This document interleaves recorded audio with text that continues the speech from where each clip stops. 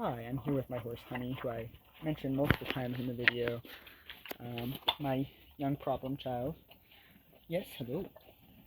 Hi, oh my goodness. Is a camera? Yeah.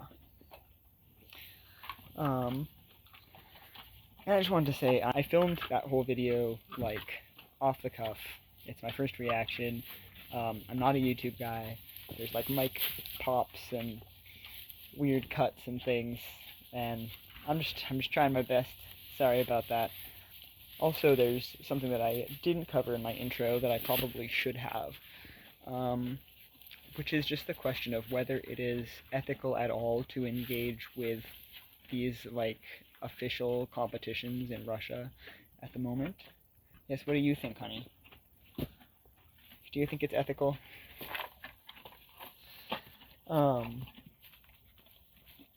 Just given, you know, the crimes the Russian state is committing currently. And, you know, there's a good argument not to do any of this. I do think the sport of Cossack trick riding has at this point moved beyond Russia. Not that it's really done in a lot of competitions beyond Russia, but there's a lot of people all over the world who do it now. And the Russians are the ones who've come up with, I think, the best rule set. So if I'm going to be perhaps running competitions in the US sometime, my dream is, 2 or 3 years from now to be doing that. We've got to look to someone for a model, and I think it's instructive to observe what is done in Russia. And there's also the fact, as far as I'm concerned, I would say the people who are participating in official competitions in Russia, coming from other countries, are making a bad choice, legitimizing everything that's going on. But also, the trick riding community is already very small. I recognize there's degrees to things. I also don't know anything about these people's personal calculus, personal politics, etc. So, they might be there this year. They could change their minds and regret that decision in the future. And I don't want to say things that'll put me on the wrong foot with people who could be my comrades in a very small, little-known international sport. So that's my reason for being generally pretty positive. And I mean, I also do have the fond memories of everything that I did in Russia, and I know that some of the Russians are, like, doing their best in the situation they're in. I kind of can't help my perspective and my experiences. Obviously, I also have my, old friends and acquaintances from Ukraine who I also met trick riding, who have suffered a lot in the last few years. Thanks for listening. If you don't want to watch this at all for good reason, that's totally fair. I'm here with my horse Astra, who I think I referenced one time in the video. I said I have an Akalteki. She's currently covered with poop. She's a nice old lady. And I think given the subject matter of the video, I was thinking I should try to plug, like, a charity that helps horses in Ukraine. I remember there's one that I donated to, at the start of the war. Unfortunately, when I looked them up, their socials just haven't been updated in a long time, and it's hard to find a donation link, so I'm not sure how active they still are. Instead, I found an animal welfare organization that's been operating in Ukraine since before the war, and it's been helping a lot of animals. You see how poopy that is? Gross. They've been helping a lot of animals since the war who are displaced or injured, whose families, need help taking care of them. And I also found one of the official, Ukrainian government approved fundraisers that's also run by astronaut Scott Kelly to provide them with ambulances. I thought that was pretty cool, so I'll put the links to those below. It's the middle of the night, time when nocturnal creatures such as myself are more active, And as usual, I am feeling sad about the relative lack of Equestrian Dzhigitovka, as Russians call it, or Cossack-style trick riding in my life. Um, and I thought I'd get started filming myself talking about it, because very recently they held the Equestrian Dzhigitovka World Championship. I believe it's been 10 years since the first one, so it's kind of an anniversary, and kind of a bitter and sad one that I would like to try to talk about without being too bitter and sad. So before I go into that, I want to talk about my history in the sport and the history of the sport in general, because this is not something that most people know about. It's very specific to Russia as well. And I'm hoping to do most of this during the daytime. What is Equestrian Dzhigitovka? It is an equestrian sport that will seem somewhat familiar to you if you have seen any of a number of other equestrian arts and competitions: circus trick riding, rodeo trick riding, also mounted archery, jousting, mounted sword work, things of that nature, because it's a combination sport. Like how biathlon has, skiing and shooting, and pentathlon has whatever 5 things are in pentathlon. Dzhigitovka has trick riding as a component, so that's acrobatics on horseback, and it also has weapon use on horseback. It's all based on the Cossack arts of war. The origin of the sport, essentially, all throughout the Eurasian steppes, so that's everywhere from Mongolia to Ukraine, basically. There's always been traditions of doing crazy things on horseback, generally in the interest of being a better horse warrior. And over time, those traditions condensed, became more refined, I guess you could say. Basically all these different peoples in different countries, Central Asia and the Caucasus Mountains also, and like Russia and Ukraine, developed their own sort of slightly different traditions, things like trick riding, mounted archery, etc.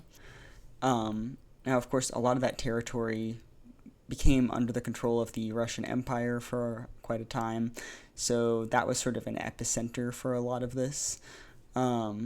Cossacks, who were, that's another long story who the Cossacks were, but Cossacks who kind of got their start in what is now eastern Ukraine and like some parts of southwestern Russia, took up these traditions, and they were very known for them. You can say that some of them were, some of those traditions were taken from the surrounding indigenous peoples who were colonized by the Russian Empire, and Cossacks took responsibility for that. It's a pretty typical story, but I mean, all of these peoples were developing these things, and because Cossacks were associated with the Russian Empire by the end of the 19th century, because they'd kind of become like a special military caste under the empire. The Bolsheviks did target them quite a lot, especially the ones who were very staunch supporters of the Tsar. There were also Red Cossacks, of course, but there was kind of a mass exodus of Cossacks, and also some of the folks from the Caucasus Mountains at the beginning of the Soviet era. And that's when you start to see a lot of dispersal of these traditions to other parts of the world. So the rodeo tradition we have in the U.S. did come from those folks who left at the start of the Soviet period. Also, if you watch old Western movies, the stunt riders are largely Cossacks and Caucasians from the former Russian Empire. Very cool. You see the people doing things like the death drag, which is where you sort of flop over in the saddle and hang off the side, looking like you're dead, but you are not dead. You're doing a trick. That was very useful in the old Westerns. That's how the trick riding got its start. Of course, modern Equestrian Dzhigitovka also has the weapons element, And that is a bit more widespread everywhere throughout the world. We have not only trick riding traditions, we have like these like military traditions. The development of weapons traditions is a slightly separate thing. Uh, Obviously, everywhere in the world where there were horse warriors, which is like everywhere basically in the world, there are some military traditions. Using swords, using lances, using bows, etc. on horseback. Equestrian Dzhigitovka, like the modern form of the sport, at least the form that it was in when I was doing it, also involved BB gun and throwing knives, which is a really fun thing. To throw a knife off a horse, I was not able to hit the target any faster than a walk, but it was a great time. So the way that it became an officially codified sport, it's something that happened in Russia, sort of in the early 2000s. I believe the first Russian championship was held in 2011, actually. Some Russians came up with the idea of putting all these traditions together, the trick riding and the weapons, and finding a way to score all of it, so that you could have competitions and, discover who is the best at keeping up these like ancient warrior arts, right? They did change the scoring system quite a bit over time, but eventually they came to a pretty good way to score it, in my opinion, especially how to score the tricks. They started holding big competitions, and in 2016 they had the first world championship. And it's just an interesting animal, this sport, because it started as kind of a Russia-specific thing, but the people who came up with it in Russia did acknowledge that there were lots of other folks in other countries who did similar things. The trick riding had spread out from like the former Russian Empire. And of course, there's also weapons traditions like everywhere, absolutely everywhere.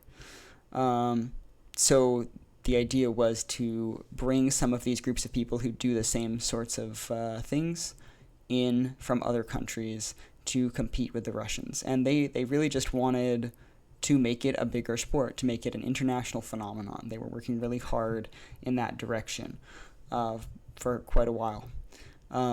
That's how I got in, because I happened to be living in Russia at the time. I saw one of these shows where they were performing tricks, and I was immediately enamored of it, and I wanted nothing more than to try it myself. And they didn't want to take me as a student until I said that I was American, and suddenly it was like, oh boy, we have more international participants. They basically said like, well, the second world championship is in 6 months, so roll up your sleeves, get ready. And yeah, 6 months later, I was riding in the world championship. And a year later, after that, I rode in the third world championship. And I did way better that second time. It was a magnificent experience.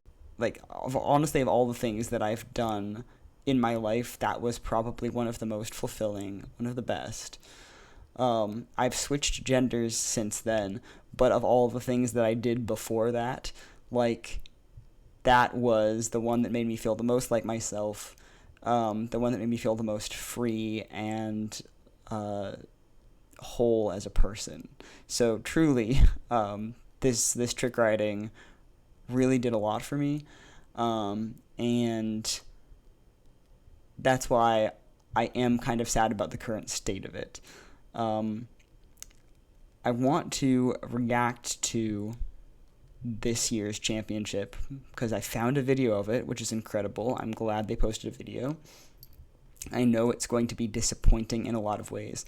The last one that I found a video of, I think it was 2003, and seeing what it is and remembering what it used to be is pretty sad. Of course, the main thing that happened that changed how this sport works is the war in Ukraine.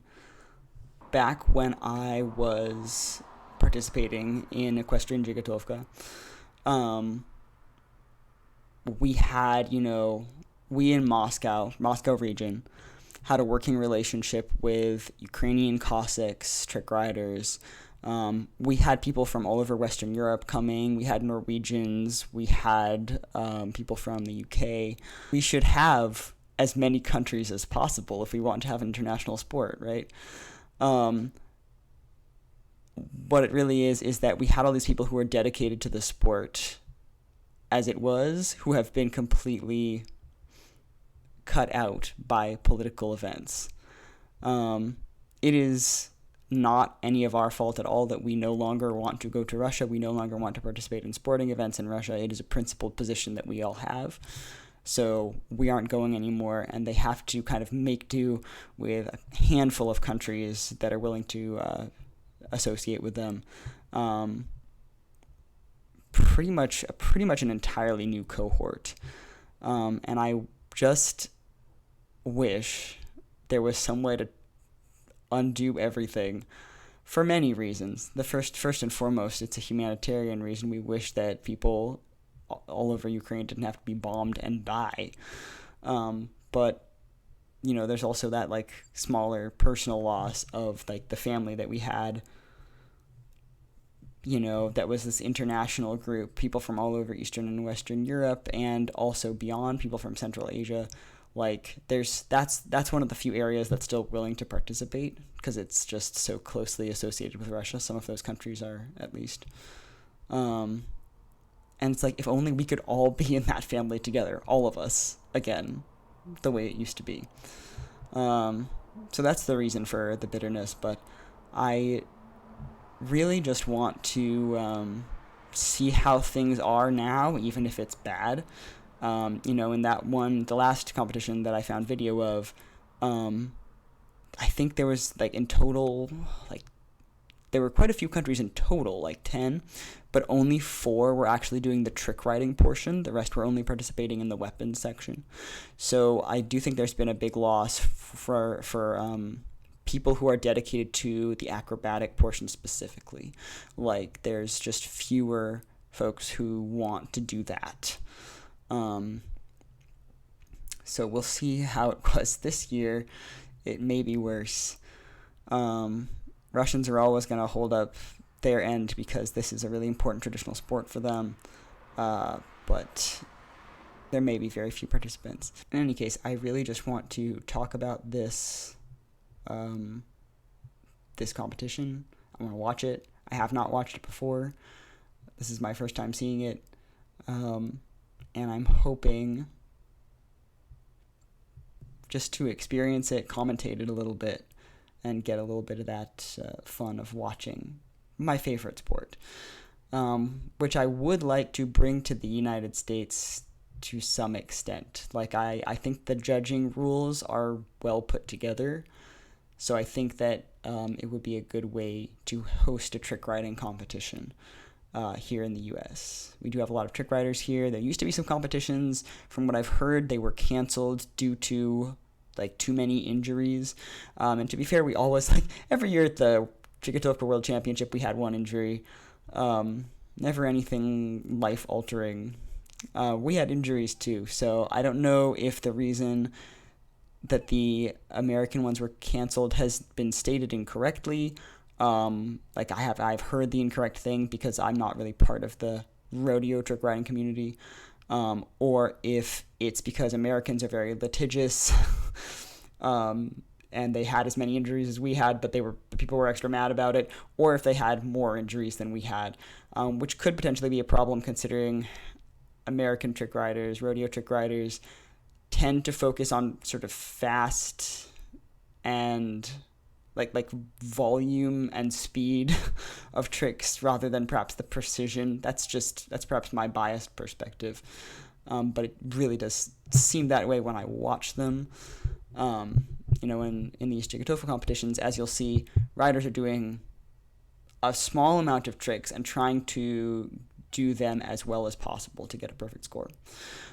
So without further ado, I think I'll try to fire up the video. It's very long. It's like 4 hours. I can't react to all of it, but I'll try to pick pick some sections, skip forward, find good stuff to commentate. And it's looking like, I mean, okay, that's Pakistan. Obviously, Russia's in front. Kazakhstan.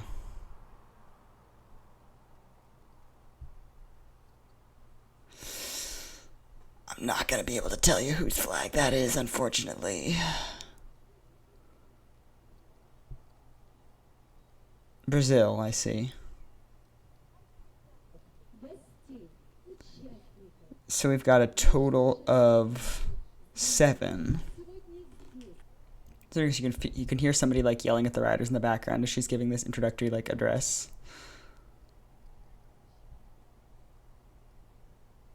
You can hear it, it's quiet, but I can hear it. Seryogan, the little balding guy in the middle, was one of the founders of the sport in its current form. Kind of the funder of the sport. I'm not quite sure where his money originally came from, but he does own an equestrian center in Moscow region. That was where I trained. Everyone's just, thanking everyone for being here, that sort of thing. Okay, we don't need to hear the Russian anthem here. Now we have introduction of the judging team.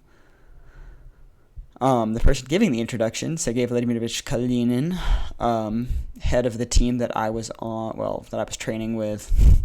Can't really say I was on that team. I was not good enough. But they were training me. They did a great job. You can also see 2 members of that team on the end. Sergei Murukov, I'm going to start speaking Russian, and Sasha Kalinina, who is Sergei Kalinin's daughter. They're married. They're both trainers. Sergei Adinokov is the guy sort of with the tattoo sleeve on the other end of that lineup. Also, honestly, a fantastic person. He was very influential on me. Kalinin is kind of the other guy who made this sport happen. Him and Seryogan were working together to create it. He was a Soviet drill sergeant, extremely tough man.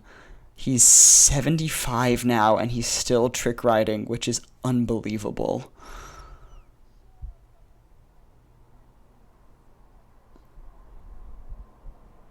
I am curious whether anyone, aside from Russia and Kazakhstan, will be doing actual trick riding. I don't think any of these other countries have like a long-standing tradition of it. Then again, I don't recognize a couple of the flags. Or is that Yemen? Oh, is that Yemen in the back? Is that it? Then they definitely don't have a trick riding tradition, but a tradition of like swordsmanship and stuff on horseback for sure.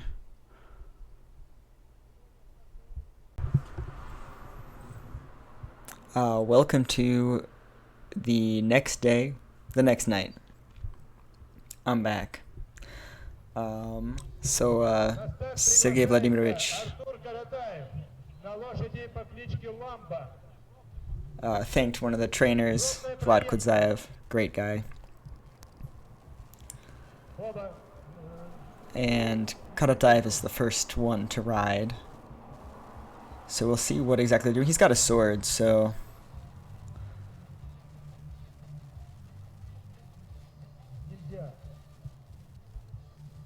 this is a warm-up. Karataev. Oh, good. They write the names up, so I'll be able to see exactly what that other guy's name is. The sound, is very inconsistent with the, like, everyone who's giving, speeches and announcements here, like, it sometimes sort of cuts out. Like, the microphones must not have been working very well if there was wind or something. So yeah, they've got, typical for one of these competitions, they've got both members of the team out at the same time. Notice also, so the team has 2 people on it. When I was doing this, a team was 3 or 4 people, but I think the number of international competitors has just dropped to the point where they have reduced the Russian team as well to just 2.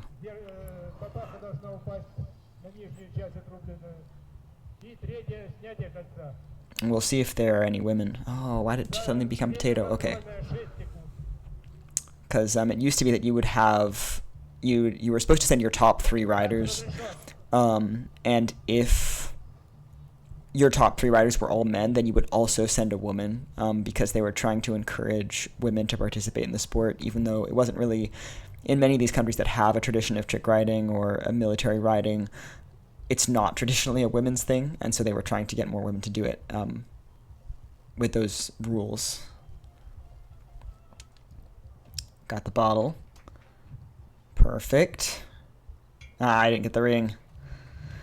So, as you can see, they use different kinds of targets for the weapons here. The bottle, it has to be cut cleanly, not knocked off for maximum points. The hat that's on a stick, you have to sever the stick cleanly enough that the hat falls down and remains on the stand. If the hat falls off, that doesn't actually count. And, of course, the ring, you know, if you want to get points for that, you got to pick it up.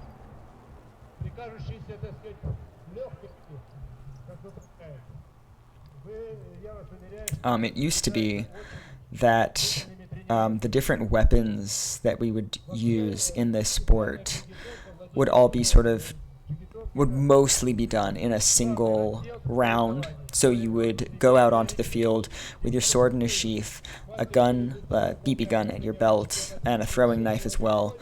And you would start carrying a lance, and you would do the lance targets, throw your lance, and then draw, you know, your gun, your knife after the gun. You'd have to put the gun away. If you dropped it on the field, I forget exactly what the result of that was. I think you would be disqualified if you didn't pick it up before finishing your round. And then at the end, you would draw your sword and do the sword section. In these more recent competitions, they've got everything split up. Okay, Yevsukov. Yevsukov, yes.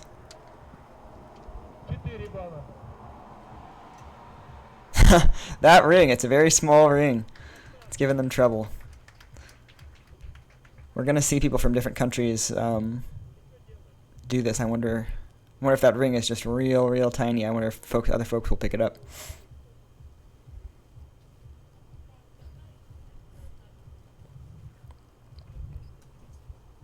See that the sign up there says, it says World Championship in Dzhigitovka, but it also says like Cossack Culture Festival. I wonder if these two things are happening at the same time. This is like part of the Cossack Festival.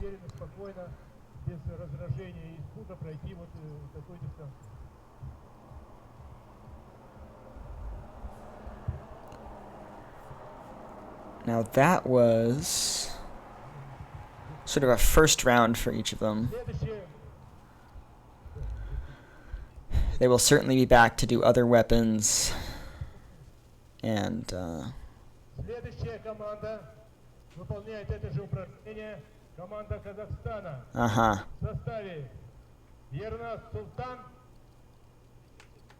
here we've got Kazakhstan coming on.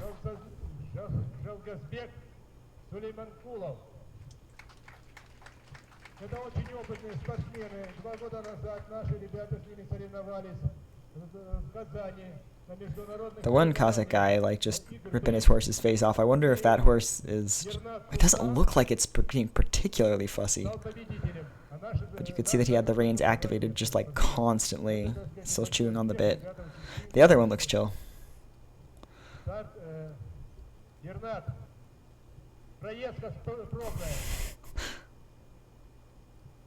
lot of aplomb, though. A lot of verve coming off that guy. Warm-up round.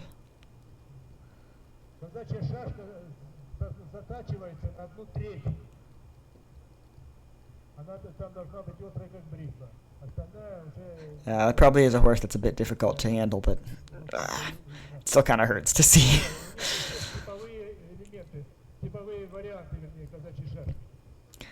That is honestly such a flex. Adjusting your stirrup while the horse is moving and you're holding a sword, you're doing it with only one hand. You should be able to do that. Him too, he gave a pretty, like, strident command to stop, but at least he's not choked up on it all the time. Look at that, yeah.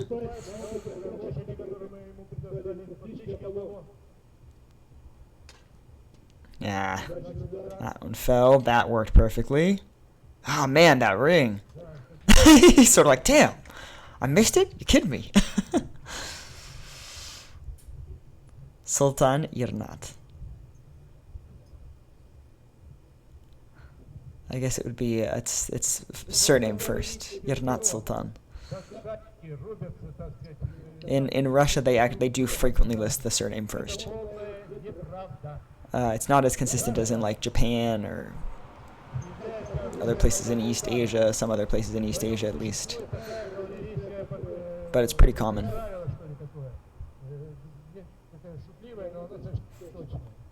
I do like that big handsome Pinto. That's a nice horse. Alright, we're gonna see some more teams now. That looks like Pakistan.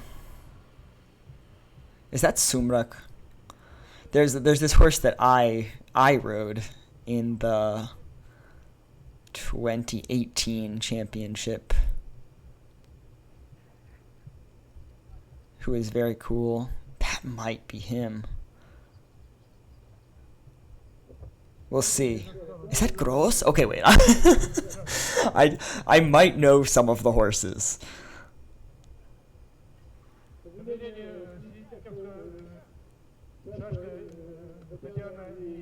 It is so hard to hear, though. Like, I'm probably not going to get confirmation on this.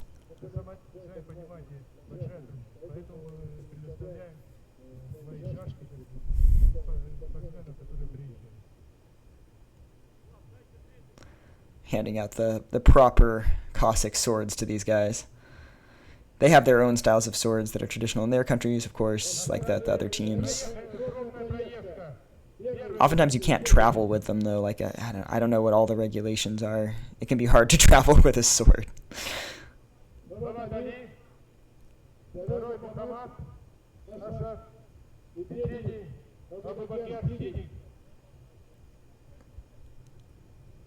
Oh my god, I love that horse.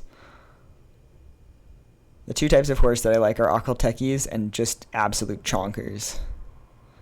I have one of each myself. That is a creature.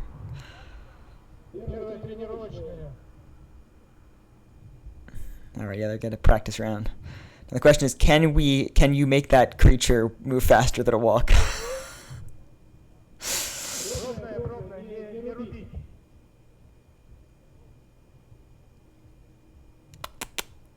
Oh, good boy. Creature does like to move. So does mine. Usually in directions I don't want her to. Ali Fawad. I want to say everybody's name because, like, hey, I want to be respectful. I love that horse, truly. Would take home immediately. I don't know. I think that one, I don't think that's the same horse I rode just because he looks skinnier.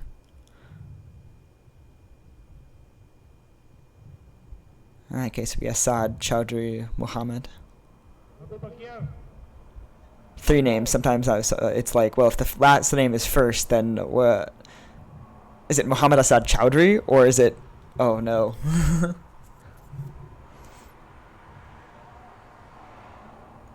That looks like Gross. That horse, that really looks like Gross. Jamal Shafamri Mustafa.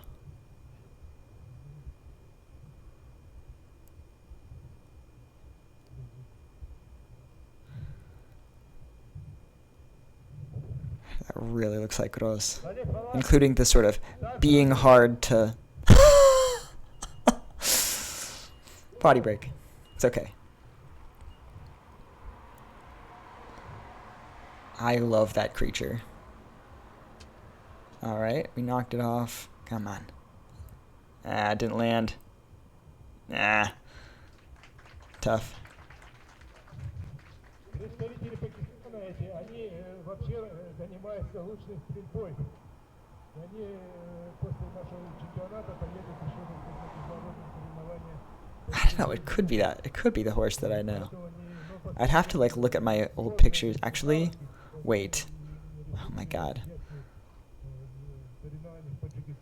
It's also interesting because like that horse was like the chillest horse in the universe when I rode him, and then the people who got him next year, like one of them kind of just was not quite as quiet of a rider. I have a famously cold seat, which is not necessarily a good thing. It's great to have like a cold seat when you're riding a hot-blooded horse, because then you have a horse that would like to be running really, really fast, but it doesn't because you're keeping it quiet with your seat. But if you have a horse that doesn't like running fast and you're supposed to, you can't do anything. I'm gonna just, I swear, I gotta go back through my old photos and look at the markings. Give me a sec here. So the person who had him the year after me kind of wound him up a bit more, and he didn't seem like the same horse. And I felt kind of bad because I had been like, oh no, he's like super easy to ride. Like you're not gonna have any problems at all. He was perfect for me. But like, it's because I grew up riding thoroughbreds, and all I know how to do with my seat is calm a horse down. Anyway, though, that is definitely Sumrak. I'm looking at the photo of me doing lance work in my 2018 championship. The markings are, not only are the markings exactly the same, that is the exact same bridle on this horse. So, like, I've got the receipts. That's Sumrak. That's my boy. Good horse. Good horse. At least if you have a cold seat.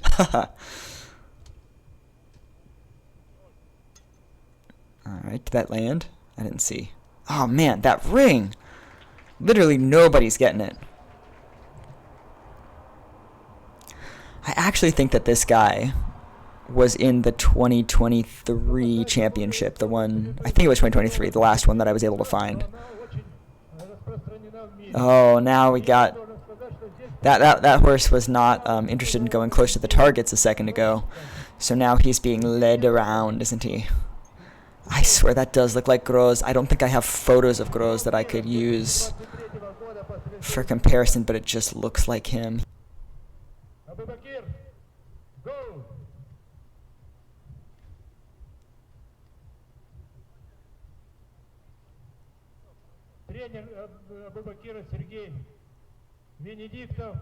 Oh boy. Wound up.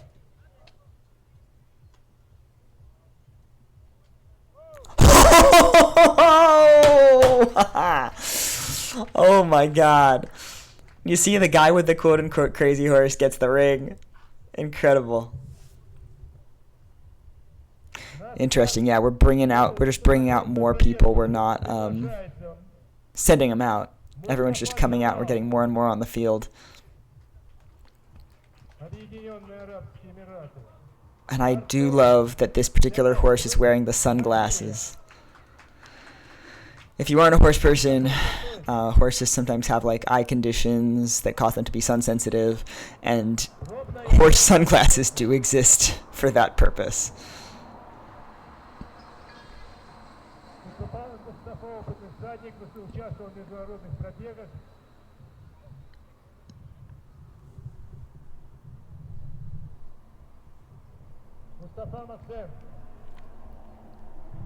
And I mean, having sunglasses like that is proof that the horse is owned by someone who really cares about them. That's Disney. That horse I know. That's the Yemeni guy, isn't he? Oh boy. Disney's like, listen, my job is run in straight line, buddy.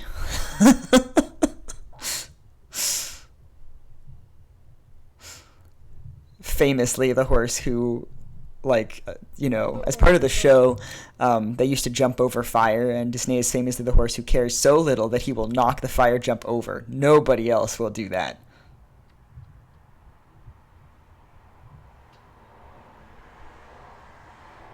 Oh, who's that then?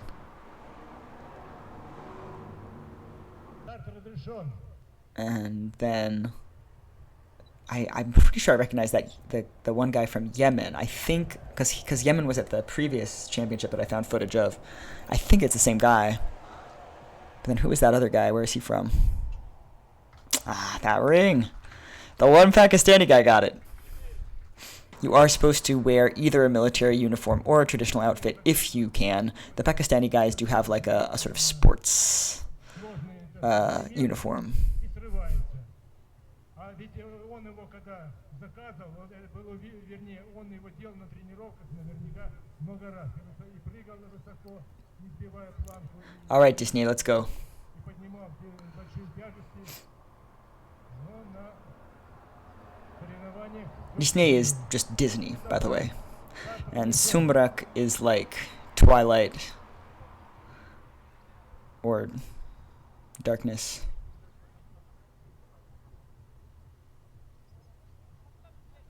Sumrak is darkness, I guess. It's not a word you hear a lot.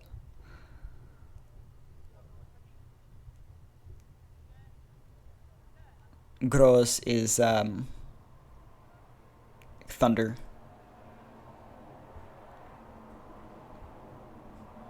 Oh, goodness. Let him go. Just let him move. He likes running straight line. I can tell you that. All right. Yeah, he didn't. He was like, I am too far away to get that. Get that hat. Honestly, smart. Smarter than, making it even harder to get the ring by sort of trying to stretch yourself out really far and then having to come really far back. Yes, where is this man from? I wish I knew where everybody... I wish they were... I wish the sound was better, is basically what I'm saying here. What's this guy's name? Tell me his name, please. That'll help me. Ah, it's Brazil. Brazil. Arthur Ribeiro de Toledo. Wait. Where's the Sene fit in? I can't pronounce these things anyway. I'm very sorry. So yeah, we used to do this as like mostly one run. More targets. But, this time, they're having everybody do multiple runs, fewer targets.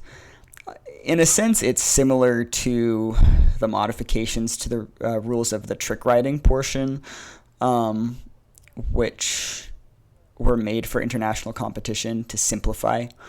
I imagine probably in Russian competitions, they still do everything together. They also probably, certainly, in fact, I've seen... recordings of relatively recent Russian competitions for the trick riding section, where it clearly shows that they still do 6 tricks in a row, 3 laps of the arena, 6 tricks. That is the Russian way to do it. For the international competition, they changed it so that it's 2 tricks, 1 lap, 3 runs. And it's just meant to be a little bit easier on foreigners who are not as used to doing this as Russians. I believe that that's kind of what's happened with the weapons section as well. Of course, we used to do it all together. It was quite challenging, I'll say that. Yeah, only the bow and arrow section was separate. But... I have a feeling also, so a lot of these folks are probably people who have done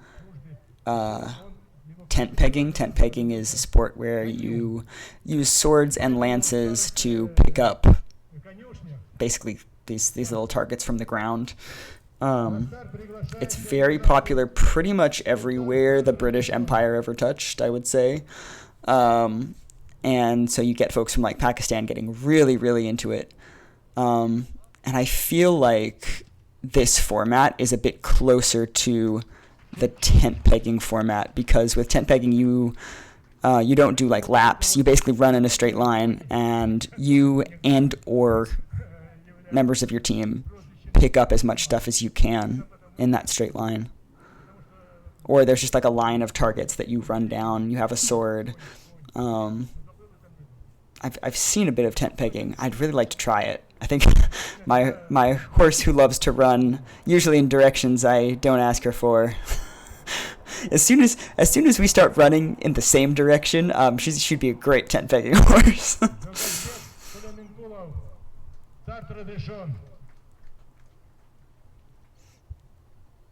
So yeah, we just get to watch everybody do multiple runs here.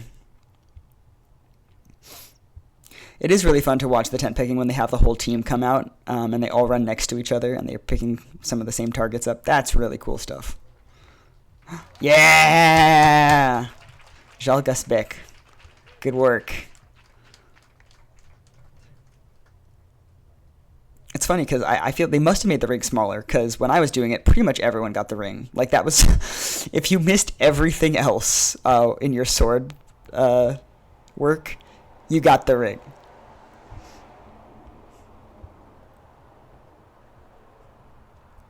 Damn, there's no women in this competition, huh? Man, we used to have like 10 women. It's just upsetting, just like how reduced it is from what it used to be. Like, it doesn't have to be this way. There could be women. And largely the reason there aren't women, I think, is because of the invasion of Ukraine and all of this bullshit. Like imagine if we could have all these teams and also all the teams that used to be there. We would have a lot of women. We'd have a lot more people. It would be a much bigger competition. By the way, something that I haven't even touched on at all, despite the fact that I've made reference to it. I know some of these horses.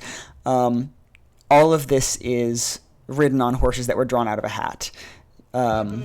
You don't generally bring your own horse to this kind of competition. Like, it's the same for tent pegging, right? And horse archery usually. Hosts for international competitions often provide the horses. Just because these smaller sports, people who do them can't afford to ship their horses. Oh, good work. All right, we're starting to figure out the ring.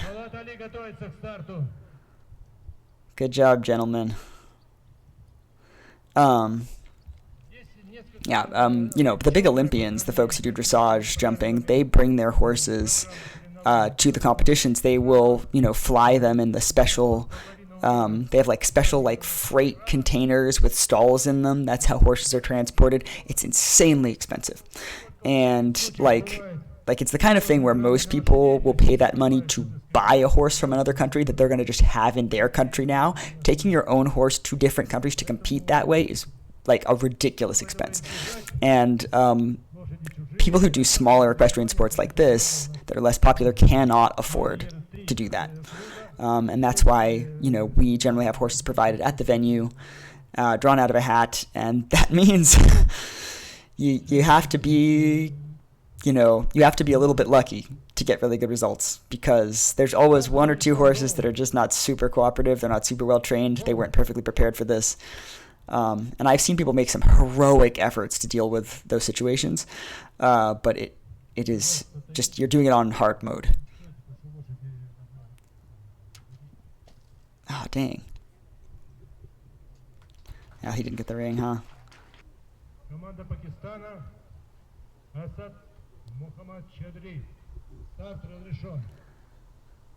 Mohammed Chowdhury. And Sumrak. I wonder if it's the same saddle that I rode in. Knocked it off. So close.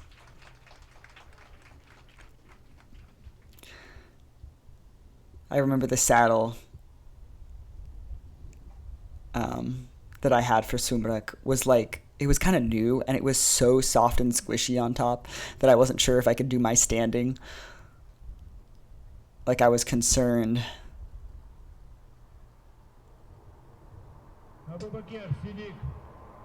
Alright, this guy was the first one to get the ring. Let's see if he can do it again.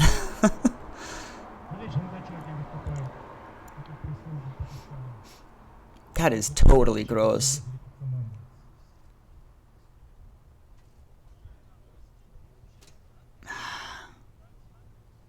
Nah.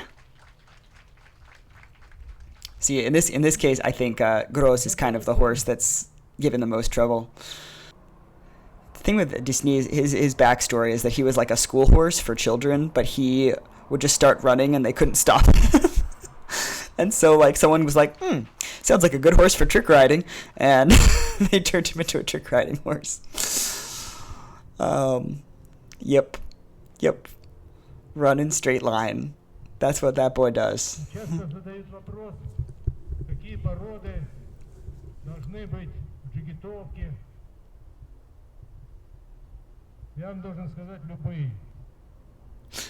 Задача одна, чтобы лошадь была с крепкой спиной, с нормальным темпераментом, даже флегматичным несколько, и быстро восстанавливалась. I really do like the Brazilian guy's costume. It's just so different from all the other ones. I mean, Sergei Vladimirovich in the background is talking about like what breeds of horse are suitable for Dzhigitovka and saying basically anything. Like, I mean, and I would agree. It's not a matter of breed. It's about the temperament and soundness. You need the horse to be sound, of course, obviously. To do anything, like even like Dzhigitovka is not actually a super demanding sport for a horse. Basically, they just have to run in circles, and it's not even like racehorse running in circles. They can run relatively slow. There's a certain level of endurance that's necessary for longer competitions, and certainly for the shows, the performances. Those can go on for quite a while. Пород лошадей и вообще лошадей, так сказать, в конном спорте и вообще в кавалерии. Если вы видели хронику такую настоящую, не постановочную, а настоящую Великой Отечественной войны, то видели, что у кавалеристов-то, когда их показывают, они именно в рабочем таком ритме, лошади отнюдь не крупные. I can barely hear it. It cut out again, but like it sounds like he's saying like the horses are not pretty. If you look at like real footage of like the end of the cavalry era, like World War II, they aren't fancy horses.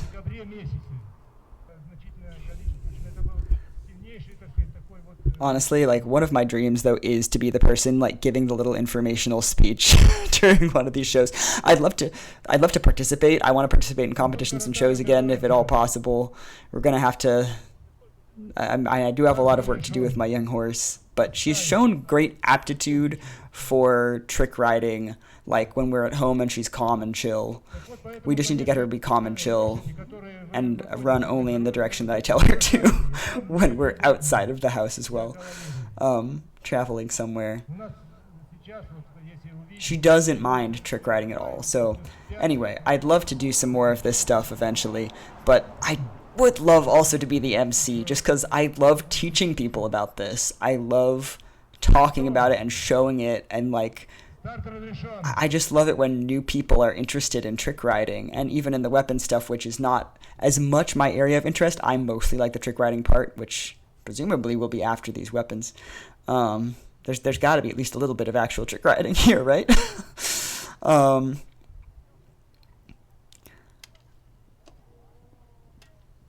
Now we've got double bottles. Nice.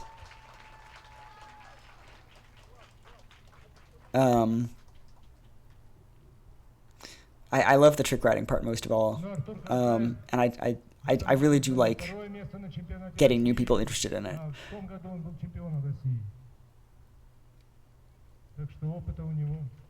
в избытке. So this guy was the Russian champion. I heard something about that from Sergei Vladimirovich.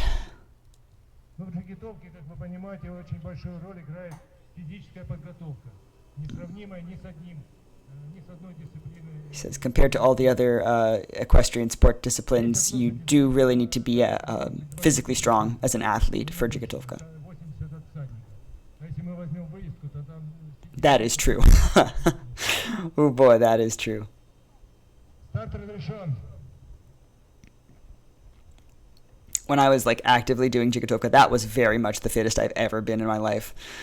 And I've been trying to get back. I keep hurting myself in small, annoying ways. Like not even like doing the actual Dzhigitovka. It's like I like did something messed up to my wrist. Literally just like carrying a bag weird at Pride. Like I'm over 30. This is just what it's going to be, I guess. Anyway, sorry, I should be commentating the actual competition.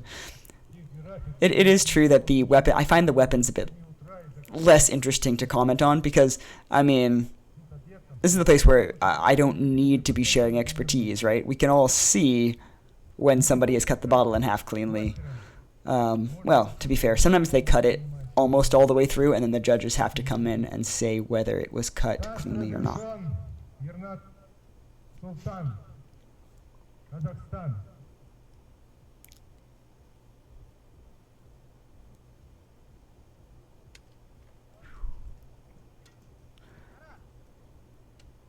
Yeah, you can really see like it's the Cossacks and Russians who like traditionally use this kind of sword in this kind of context.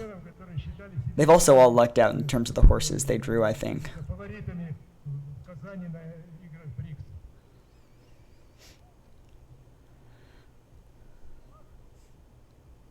By the way, if anybody is watching this who like knows about Kazakhstan primarily through Borat, I'm so sorry.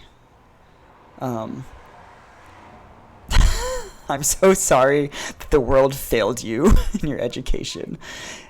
Sometimes I think about that and I just get upset.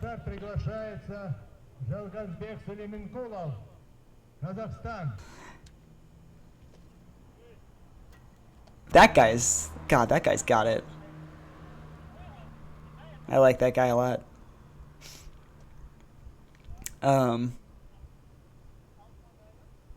But like it's just, you know, Sacha Baron Cohen's style of humor was often just sort of playing a racist caricature, and then kind of saying, well, but I'm pointing out bad things about mainstream culture by using this racist caricature. So actually it's fine. And the really upsetting thing about Borat is that, like, dude looks nothing like a Cossack person, acts nothing like a Cossack person. There's nothing to do. He talks about being from Kazakhstan, but the caricature is completely disconnected from Kazakhstan. It's more of an Arab kind of caricature. It's just it's bizarre. It's like once you know the first thing about Kazakhstan, looking at Borat is like being in some sort of a weird alternate universe like fantasy. Okay, so this is Jordan, I think, this guy, but it's frozen and it's not actually showing his run. Yo, that's upsetting.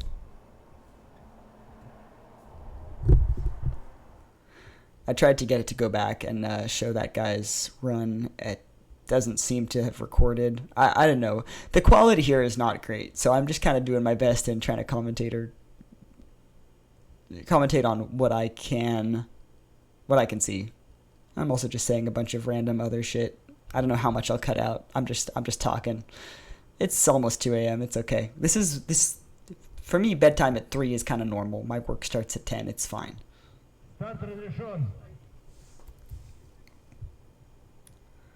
Oh, we don't like Sumrak, do we? Meanie.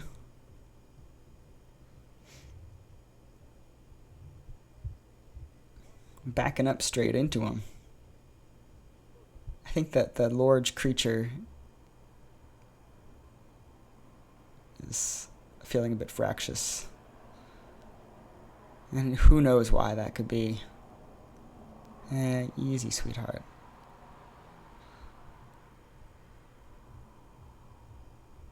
Something about the way he was holding the reins.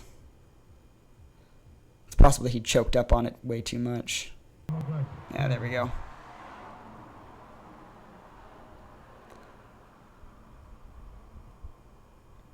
Yeah.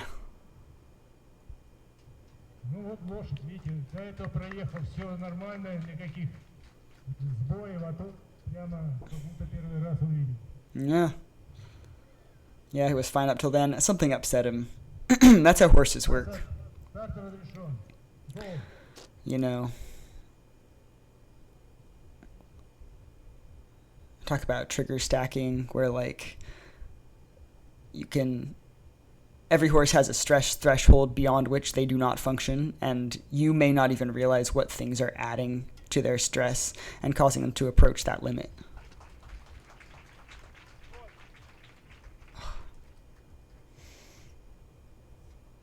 То есть попал он, но бутылка должна быть разделена на два. He's talking with the trainer of the horse there. Не могу сказать из большой You getting some advice? практики, что для того, чтобы значит, освоить специальную джигитовку, гораздо сложнее освоить, чем вольную. Вольную человек научился уже. Yeah, that's totally gross. Прыгивать, там, кувыркаться, висеть, стоять. It's the delicate little face. Человек не тренировался по какой-то причине, был в отпуске там или еще что-нибудь там, месяц-два, и все. It's also an impressively... I shouldn't say that. The the horn on that saddle is like I've had a lot of people comment on how a trick riding saddle like horn looks like a dick. Usually I think they're really like it doesn't. That one if I'm commenting on it, because it's one of those things that really annoys me. It's sort of like, all right, let's see. Can you get anything? Ah, not quite. You got one, maybe? I don't know if the hat, I wasn't paying enough attention. It's like, you know, sometimes like men will like watch women like posting the trot and they're like, oh, I bet that feels really good, or like, can you do that on me or something? If you're a horse person and you've ever seen a trick rider post a picture of their saddle and you say, huh, looks like you could ride it, you're doing the same thing. I just want to let you know that, because I have had those comments from people who should really know better. That said, that one did look like a dick to me.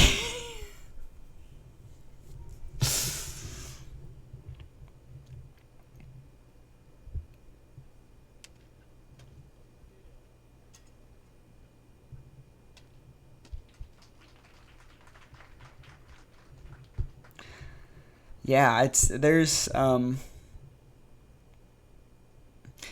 the trick to the sword stuff is that most people can hit a bottle that is set up like that, but most people cannot cut the bottle in half. A lot of it is edge alignment. Like you don't actually have to hit it particularly hard to split it in half. What you need is for your sword to be hitting it right on the edge correctly. If the sword is a little bit angled, you're just going to knock it over. You're not actually going to cut it. So that is the hard part.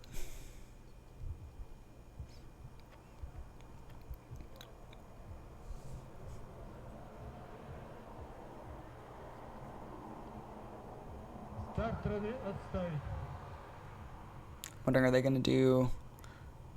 Looks like there's Lance up ahead. There's got to be some trick riding. That's the part I'm most excited about.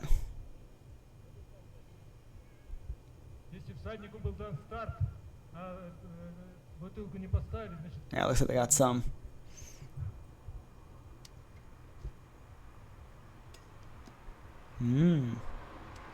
Oh. He's got, man.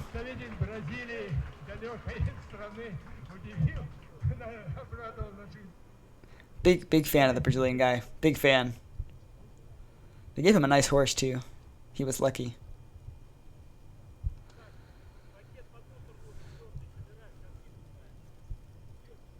Следующее упражнение тоже по 3 протезки, каждый совершит, это будет владение пиком. Задача пика это один из самых... All right, so now we're gonna have the lance. Yep, he's talking about it. And we've gone potato quality. Oh, there we go.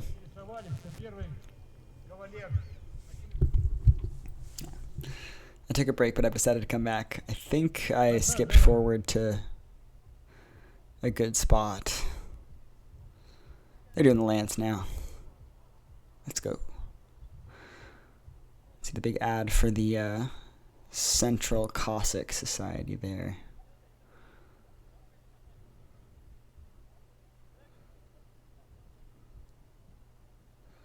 Got these balloons. Yeah, we're doing the training run right now. But yeah, you can see they've got balloons as a lance target. We used to do sort of like almost like a dodgeball hanging from a string.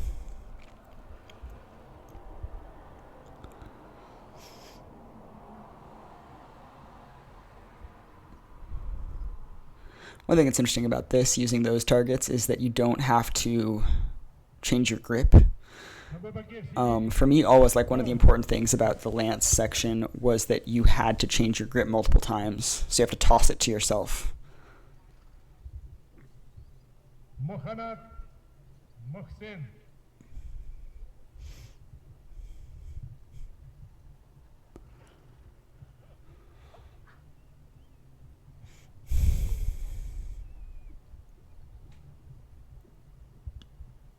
Артур.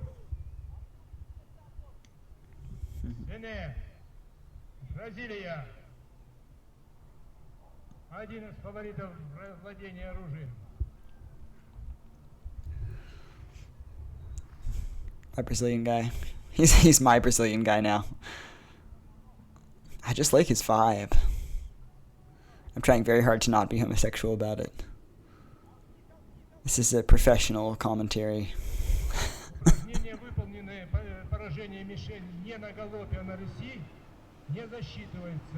Sergei Vladimirovich in the background was noting that if you hit the target at the trot, it doesn't count. You must be cantering. It's the same with the trick riding.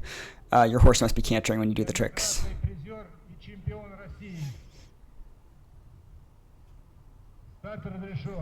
Uh-huh. Russian champion.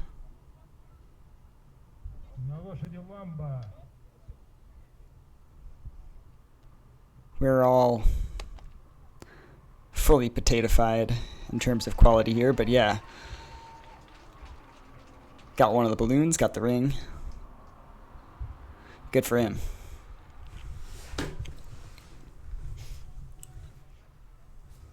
Антон Евсюков на старт. Евсюков. Антон Евсюков, мастер спорта. Чемпион России 2000. It's that one pile of poop sitting there that like nobody's come to get. You'd think, you know, at a big place like this, they would just have someone run out and get it. It's interesting. You have to work a little bit to hit those balloons. That first one is, I think it's a little bit underinflated, that first one. Which means it flexes a little bit. It's harder to pierce. Готовится Ернат Султан, Казахстан. The guy just has like it's like the expression of, I don't know, like the main character's rival in a sports anime, like. I really like this guy too.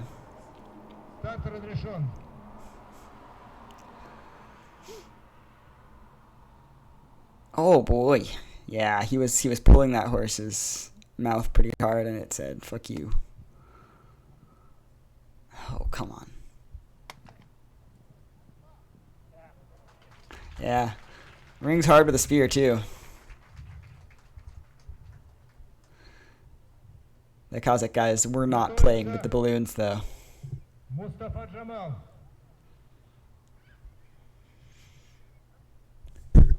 Иордания. I am tired.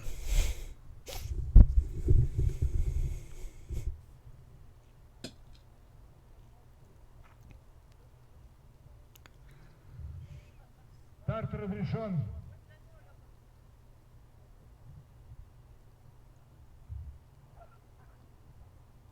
Конь по кличке Олимп. В специальных очках. That horse's name is Olympus. Olymp.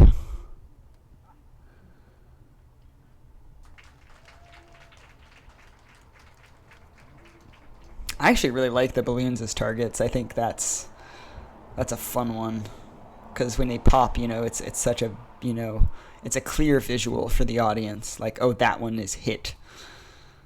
I don't know. Might be worthwhile to try to get a spear that's a bit sharper and poke some balloons. My young horse has also taken a liking. I think she actually, when we do trick riding and we've done some weapon stuff, I think she prefers the weapon stuff.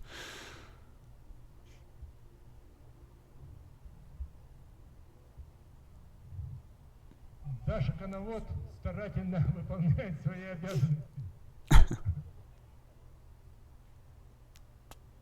Oh my goodness. I don't know what. Давай, вперед. I wonder what's up with that horse that's got it. It seemed perfectly comfortable at the start. And now it's less comfortable. Oh, perfect run, though. There we go. Оказалось, что самое главное отправить коня на... I wonder what happened to change its mood, I will say that horse does look sort of weirdly like it's a chonker, but if you kind of get a good look at its back, it looks kind of sway-backed. Ожидает присвоения мастера спорта. Я думаю, что в ближайшие недели приказ, и она станет мастером спорта по тенпегингу. Это еще одна новая дисциплина для нас. Элементы вы ее увидите. Асад. Старт разрешен.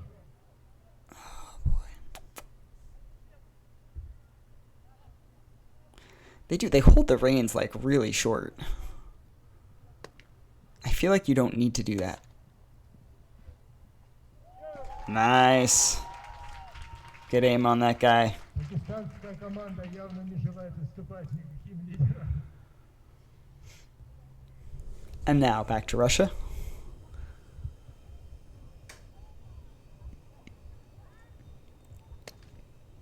Oh, we got the tennis ball. Okay, see, no, there you go. You do have to change your grip. That's a nice thing to see. Interesting, they've got the tennis balls for hitting with the reverse side of the spear. На такой скорости попасть в этот шарик обратным концом пики без I actually really like that as a way of kind of visually signaling to the rider, because we used to have basically the same type of target. You just were told which ones you were supposed to hit with the front, which ones you were supposed to hit with the back. So it's actually really cool to have like a visual indicator of which targets are for which type of strike.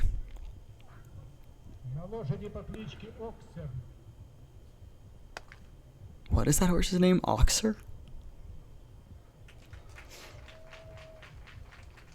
Oh boy. He was upset about something.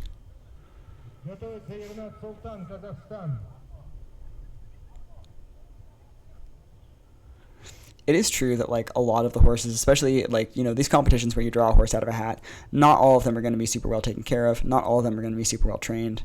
A lot of them, like you see a lot of horses that are kind of traveling hollow. They're not using their back and neck correctly, or their hind legs. And by correctly, I mean, like if you're if you go to a gym, right? There's a certain way to lift weights that is better for your back.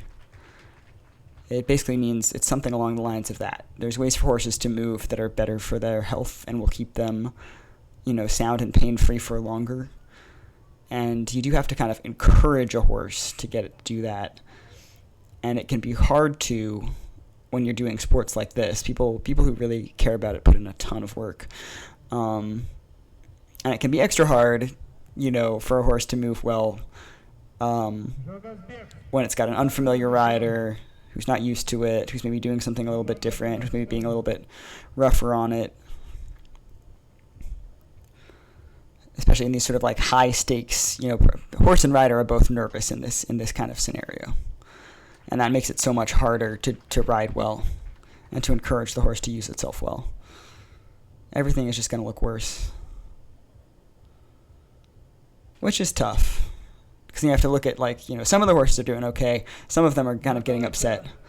And it's just that's just kind of how it is. And it's hard, I think that for people who are holding competitions like this, you've got to think about, how you can make it as good as possible in the non-ideal circumstances.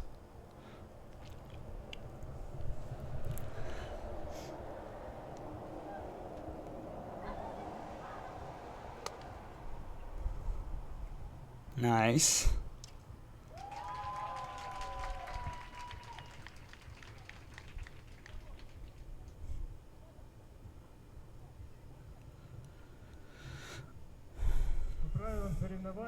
Part of me wants to say, a lot of what I'm seeing here that's causing problems is, folks hanging off the horses' mouths a little bit. Partly because the horses are getting wound up. And these guys, don't really have... They're not used to the horses. They're probably not, thinking about any sort of break that's not just pulling on the mouth. They might have a different riding style in their country as well. People don't realize it, but the signals that you use for horses are not universal. Some of them are pretty universal, like pulling on the reins generally does mean stop. But depending on your country and your discipline, you might also stop a horse with voice commands. Seat, weight, you can bring your weight forward or back. Both of those can mean stop, depending on what your training style is. There's a lot of different... Oh, boy. He doesn't like it. I feel bad watching this. But it's so hard, especially when, he did fine for the first few rounds, that horse. That poor horse. What's up, buddy? Buddy, are you okay? Oh, goodness. Oh, buddy. I still want him. I want to take that horse home. Give him to me. I'll treat him so well. Also, Honey will want to be friends with him. She looks like the kind of horse that Honey would be stuck to. She likes horses that look a little bit like her. Oh God, what was I talking about? Oh yeah. I feel like people hanging off the horses' mouths a little bit is kind of causing some problems, and I wonder... Part of me wants to be maybe get a bitless bridle, and then you have fewer problems with that, but on the other hand, some bitless bridles are pretty brutal, so it would still cause problems. You'd have to have the right kind, and you'd have to be confident that you could still stop the horse. There's one particular team, the St. Petersburg team, had a few horses that went hackamores. I thought that was pretty cool. They also had a lot of mares back then. Pretty much the only ones who had mares. Good boy, Sumrak.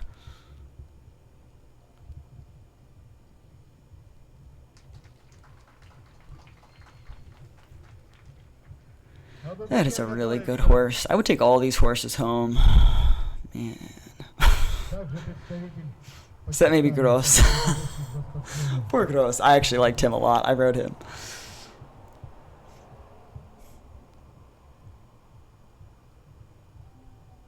Groomed to an impeccable shine.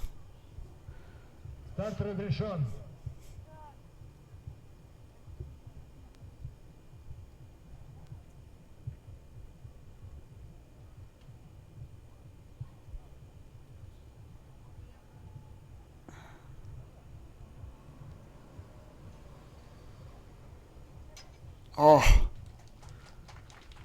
that was close. Mustafa Максим готовится к старту.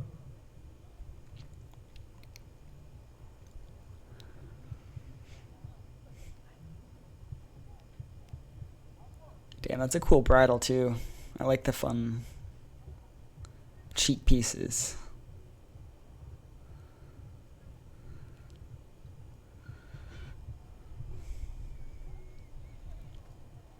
And there's like a matching fancy brow band, a nose band.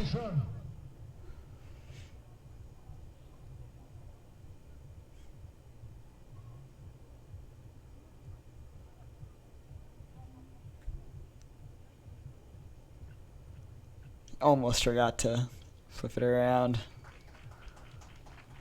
You got it though. I mean, missed the targets, but remembered the assignment. That's the important thing, really. Sometimes you have a run where you just miss everything. That was basically every time I ever did archery. Like literally at practice I would hit targets, and then I would go out there at like a competition and just like barely be able to hold a bow. I don't know what it was.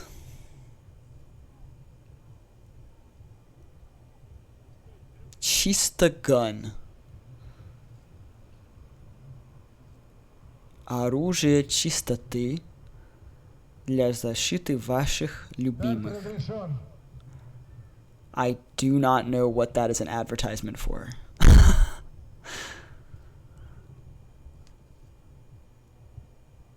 Not quite. Oh, I got the ring though. Oh, maybe it didn't. Oh, it didn't stay on his... Oh, no, it did! Yeah, let's go. Let's go. Yeah, that advertisement, it's like... The weapon of cleanliness to protect your loved ones. And it's called Clean Gun. And I'm trying to figure out if that is an ad for a weapon or a cleaning product. It's one of the banners behind them. Alright, we're back. Slash, it's so over.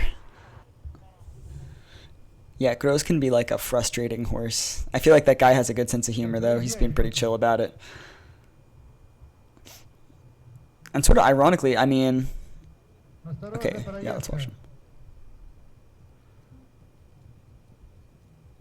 It's a practice run.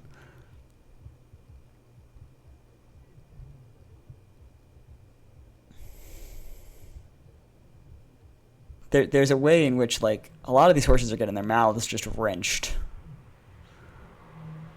But I feel like, because that guy, he's just sort of sitting on Gross and having the grooms throw Gross out onto the course.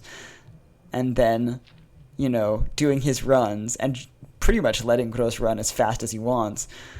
So he's, you know, being a little bit more relaxed with his horse, not quite as violent on its mouth as some of the guys.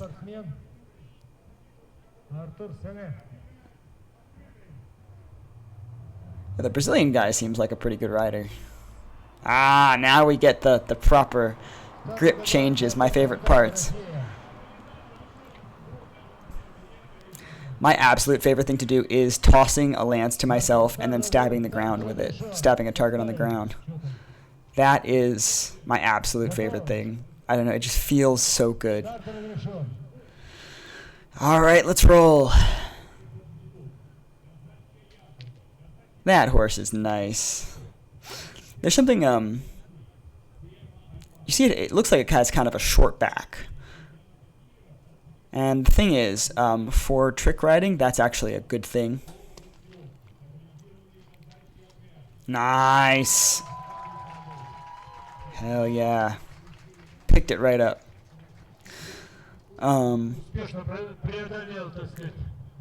Basically,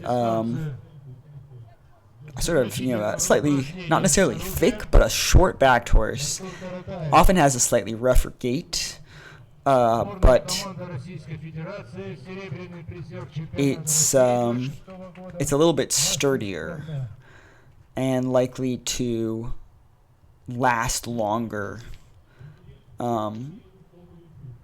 with, you know, folks doing stuff on its back that's a little bit unusual.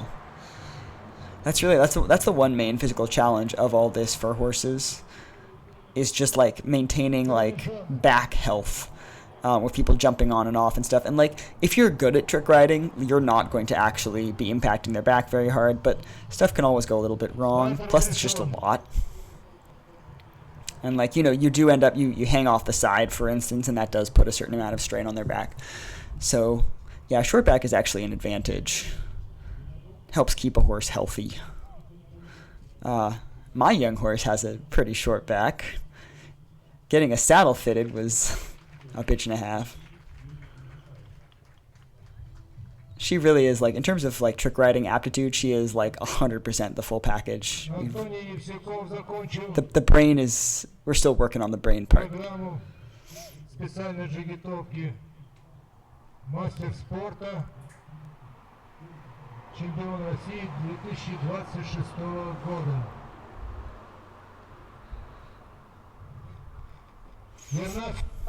Казахстан. Старт разрешен.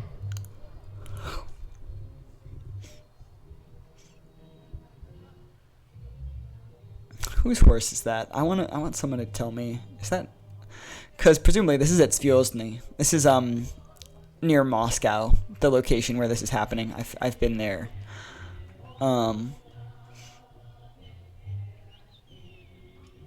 Presumably all these horses come from like Moscow region. Damn, what a cocky way to leave the spear there. So you see why he like his vibe is sports anime rival.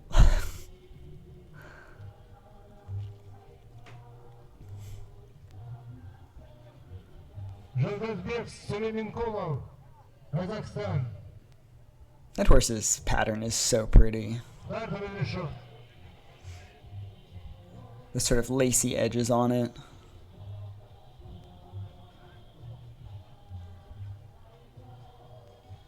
Seems like a really good horse too.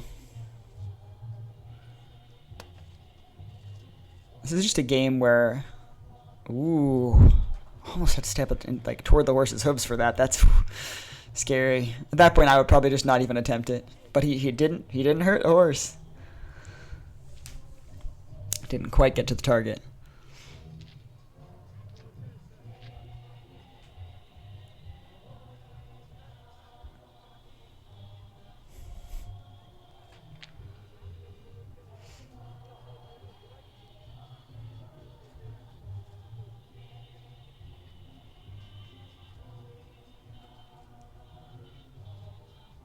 Yeah, this is just like the video where I look at all these horses and go, damn, I want all of them. Can I have all of these horses at my house? Please.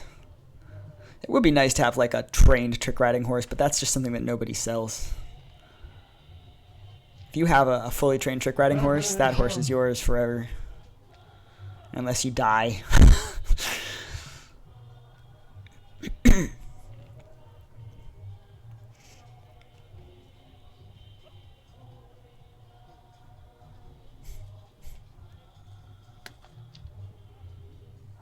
Oh, lost the weapon.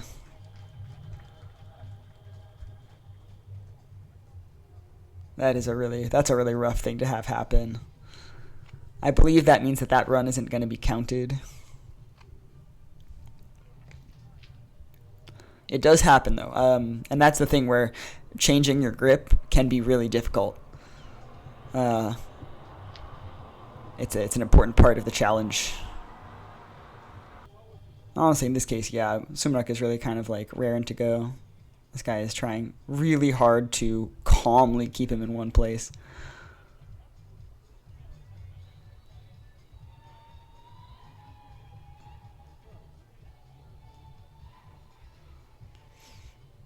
And that's actually, that's a really good strategy.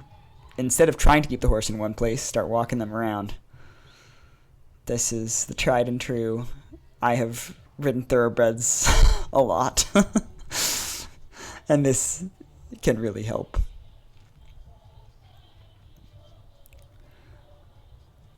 Truly, I do think if I could buy one like trained Russian trick riding horse and take it home with me right now, Sumrak I would buy. I do really like him. And what I learned from observing other people riding him is that like he does tend toward being a bit hot. He was just perfect with me because I tend to have that effect. And that means that's the kind of horse that I want. Like I want a horse that like isn't going to be like the phlegmatic type that with my cold seat will just not do anything.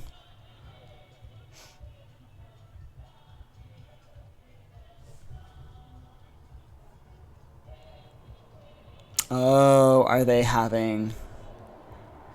They, you know, smart. The chestnut horse has, you know, gone from being a good partner to being unhappy, and it's not entirely clear why he's unhappy. So I guess they've taken him out of the competition. They're saying you can also ride Sumrak now. Yeah.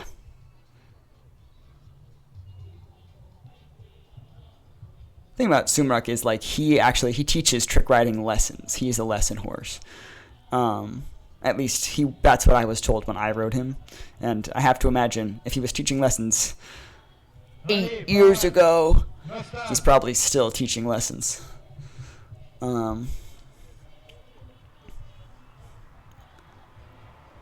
So he's definitely used to having a lot of different riders on. And you know, riders who are maybe a little bit less skilled. Which is not to say these guys aren't skilled riders. It's just that they don't necessarily know the exact same like set of commands, the exact same way that they don't necessarily ride the exact same way that Russians do. So they may not be what this horse is used to, you know. Bit chaotic, but we got through it. He's like, oh, I'm on a horse that's cooperating. Woo! Oh, I hope the big chonky chestnut creature is okay. I don't know. It did sort of look like he was physically uncomfortable, or I mean something upset him there. I'm not sure what it was.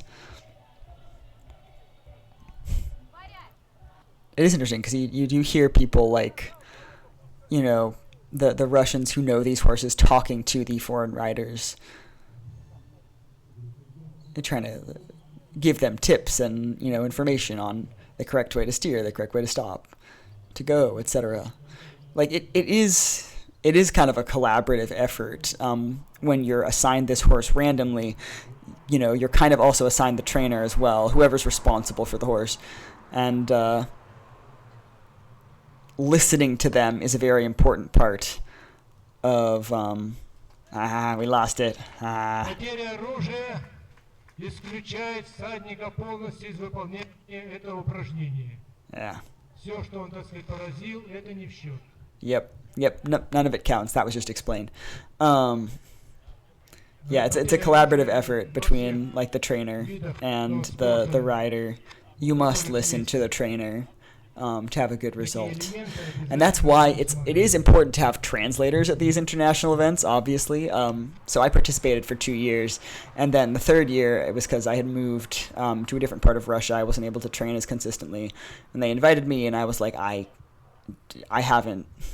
will embarrass myself truly if I try to go out there and compete, especially in the weapons, because I was never as good at those anyway.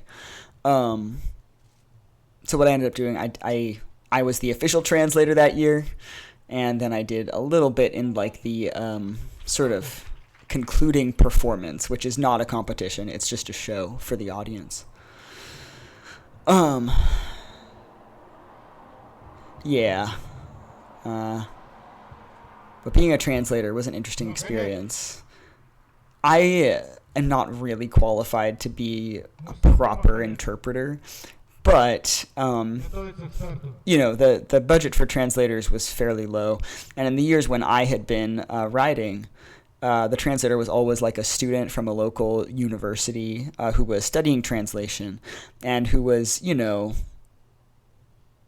the flag in the background is distracting. Okay, you know, someone who speaks English and Russian, and is learning to be an interpreter, which takes a lot of skill. But also, it was never someone from the horse world. And so they could translate quite well, but then someone would say a term that relates to horses specifically, and they would be like, you know, asking, what is that? Like, please explain that to me, the person who said it. And when I was the translator, the one sort of advantage of me was that I come from the horse world. I know all of the vocab in both languages, and so that stuff I could translate, seamlessly. It was helpful. It was helpful, interestingly, yeah, I knew all of the vocab except for the names of some tricks, because in English we have different names for certain tricks, and at that time I had only learned the tricks in Russia. Everything else outside of Russia as well, but the tricks I only knew from their Russian names, and so that was still a little bit difficult. When you hear folks, the announcer says "Start разрешен." That means you're permitted to start. So you hear that a lot.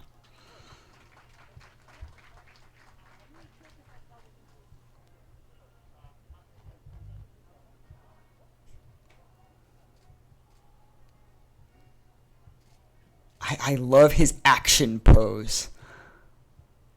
He was good at the sword, having more trouble with the lance, but he's so focused.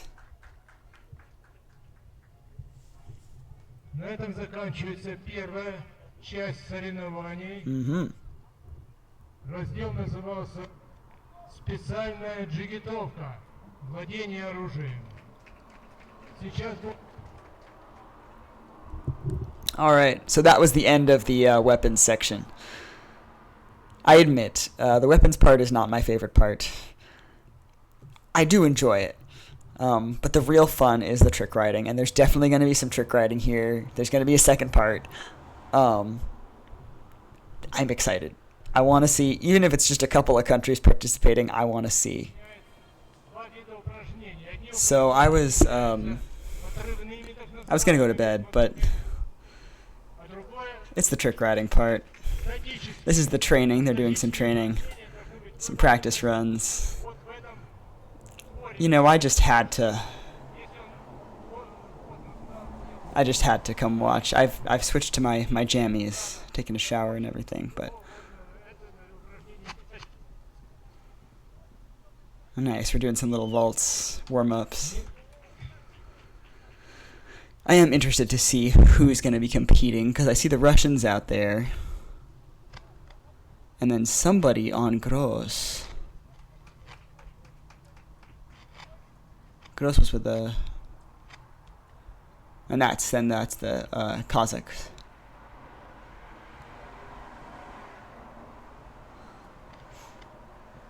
Wow. Interesting form coming back. Okay, I want to be I want to commentate mostly their actual performances. Karataev, not the warm-ups. Tying up his reins. Oh, he's untying them, is he? Is he going to stand first? No, he's tying him. Tying him back again. Okay. Untying them so he can retie them. This is the way that we handle the reins in Cossack trick riding. I remember when I started doing stuff with my trainer, who's a really good trainer, but hasn't done trick riding specifically before. She's helping with a lot of stuff on the ground, running in the right direction. Okay, wait. Aha, that's an оборотная вертушка, like a reverse pinwheel is what you would call that, I guess, in English. There's a whole class of tricks called pinwheels, which are where you sort of go in a circle somehow around the horse. Anyway, my trainer advised me to put the reins on the horn of my saddle, and I was like, that is so illegal in Russian Dzhigitovka. Like, that is considered abusive, because if the horse trips, it'll rip its face off, it'll break its jaw. If you're walking and you're doing some sort of a balance exercise with a small child on a Western saddle, that might fly, but in Dzhigitovka, absolutely not. So we tie the reins in a knot. But for certain tricks, you might want to untie them. That's part of the planning, especially when you're doing 6 tricks in a row in the usual Russian competition style. You have to put your tricks in the right order so that you can do the prep work on the fly while the horse is galloping around. Prep work for each trick so that your equipment is adjusted correctly. That is an Uralskaya vertushka, a Ural pinwheel. The pinwheels are a relatively difficult class of tricks. and so you'll see them done at these high-level competitions quite a lot.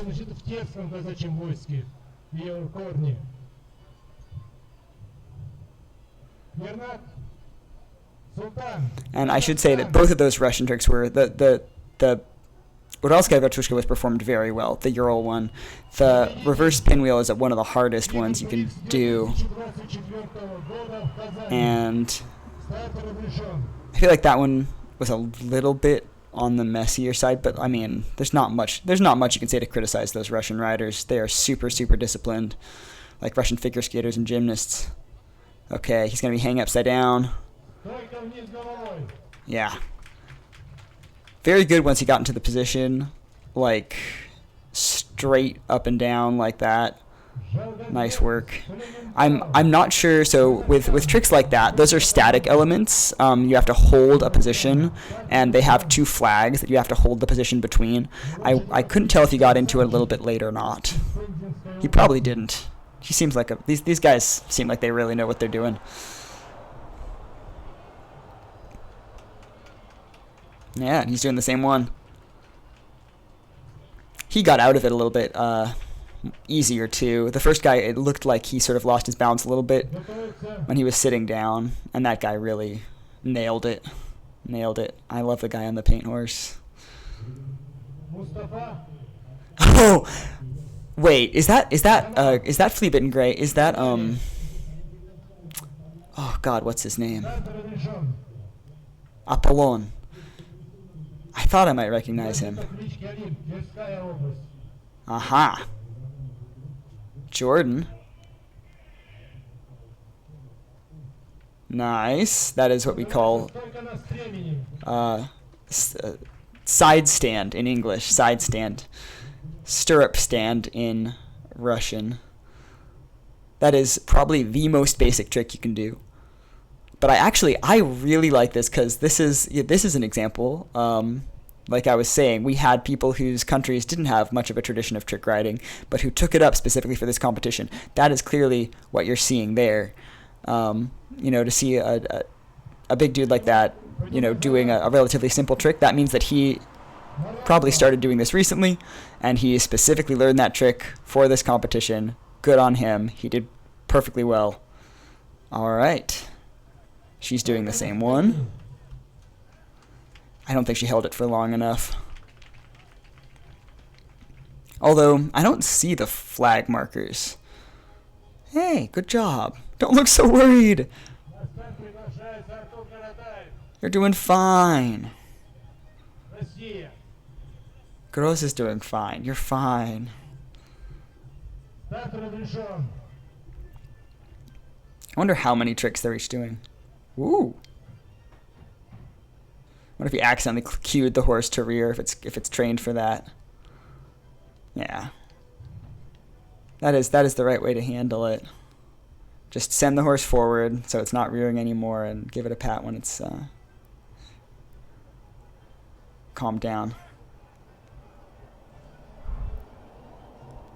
All right, this is going to be a Terskaya Vertushka, the Tersk pinwheel, where you have the sort of three different positions you go through. Very, very precise on that, like that execution. Just picture perfect, that one. There's absolutely nothing you can say bad about it.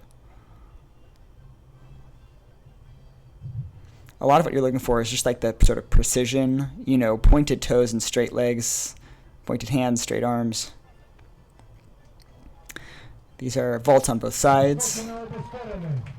Again, really beautiful. With the vaults, you don't want to turn your body toward the horse as you come back into the saddle. And you want to have your legs together as you come up over it.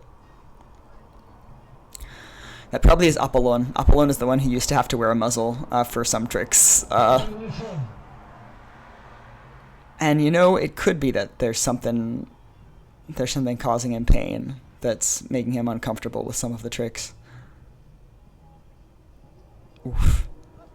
But it's specifically the problem is when a leg or a hand gets near to his head, he tends to bite them. whatever trick you happen to be doing, if any of your limbs go toward his head. It could also be that someone like accidentally kicked him in the head at some point and he said, "Oh, I'm never dealing with that again." So even if you're not touching him, he'll do that.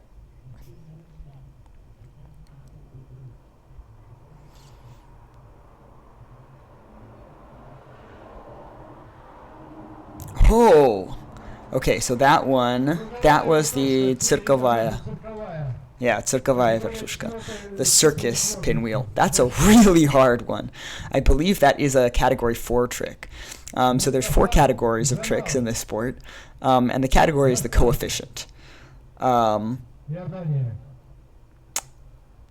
So you do a trick, you are awarded up to 10 points by the judges for your execution of that trick, and then that score is multiplied by the coefficient. So category 1, it's not multiplied by anything. Category 2, multiplied by 2.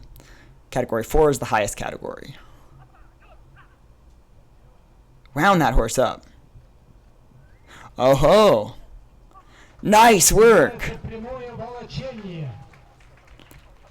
Again, was that good execution? Not particularly. But this is clearly the case of a guy who has only been doing this for not a very long time, the same state I was in for my first championship, and he is trying his damn best, and I am really proud of him. Her too. Both of these folks. Yeah, there we go, Flajok. The flag. That's similar to a side stand, but you go further down. I'm working on that. Oh, look, she's proud of herself. Oh, good. Good work. Yeah, I'm really proud of both of these folks. They are really doing their best.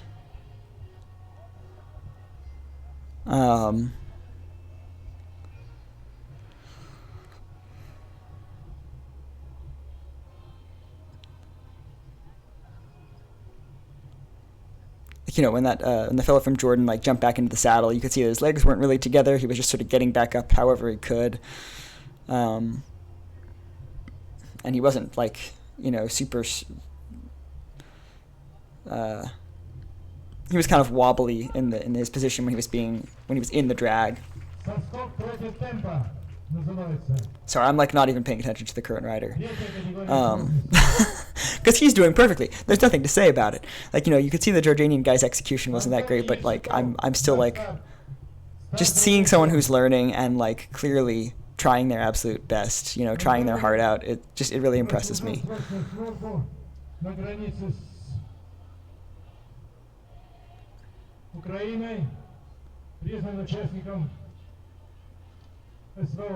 Oh boy. Okay, so that guy's been fighting in Ukraine, so we can't root for him.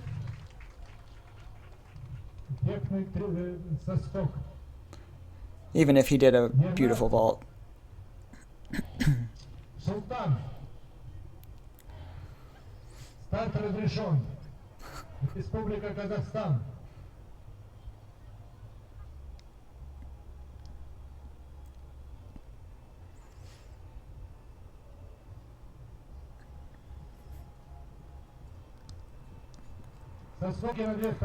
There's your, vaults on both sides. In his case, a bit messier. The legs not fully together.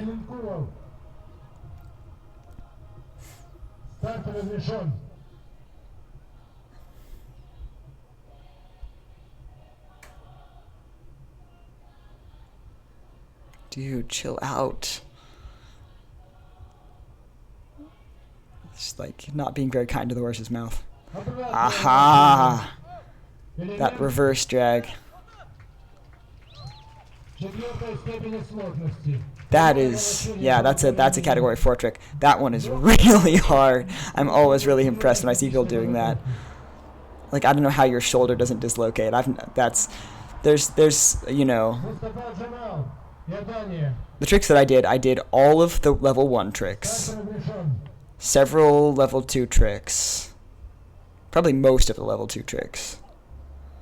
And 2 level 3 tricks in my time. Oh, was he doing...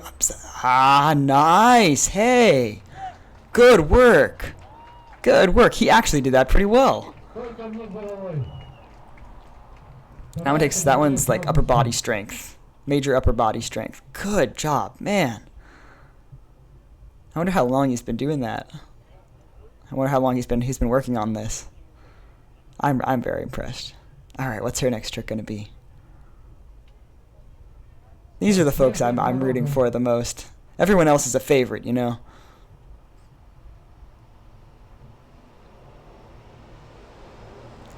Fatima Zarak. All right, let's go. Did he not say start Rashoshon? There you go. Like, oh, okay, now. That's I believe that's Dmitry Zaskalov handling the horse for. Oh, come on! Don't freeze! Don't freeze! Don't freeze! Don't freeze! Please. Yes.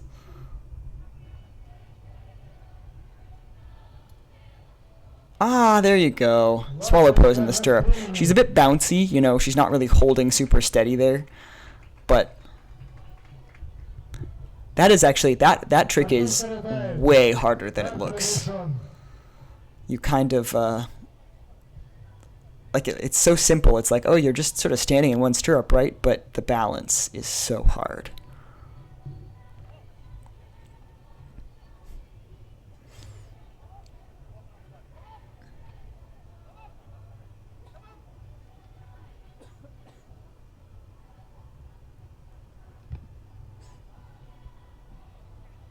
Almost running the flags there, yeah. Lots of folks doing that, vaulting on both sides.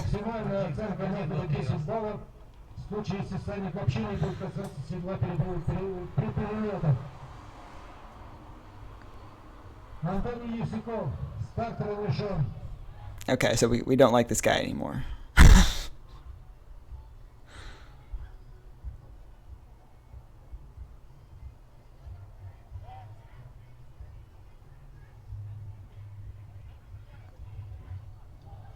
Alright, оборотная. That reverse pinwheel. Man, he got a lot of air on that vault coming back. Almost too much. Sometimes you see the guys, they almost come over the top. Flip all the way over. But it is, ideally you want to get a lot of air, like significant air, because you want to be up there with your legs together and then kind of come down onto the horse. And that's actually what allows you to land more softly, surprisingly. Standing. You see that, you know, the reins need to be untied for standing in the saddle with these rules because you're supposed to keep your hand on them. The idea being that Cossacks used to ride their horses standing, and they would actually steer that way. So you can't just leave the reins and stand on the horse like you might in a circus.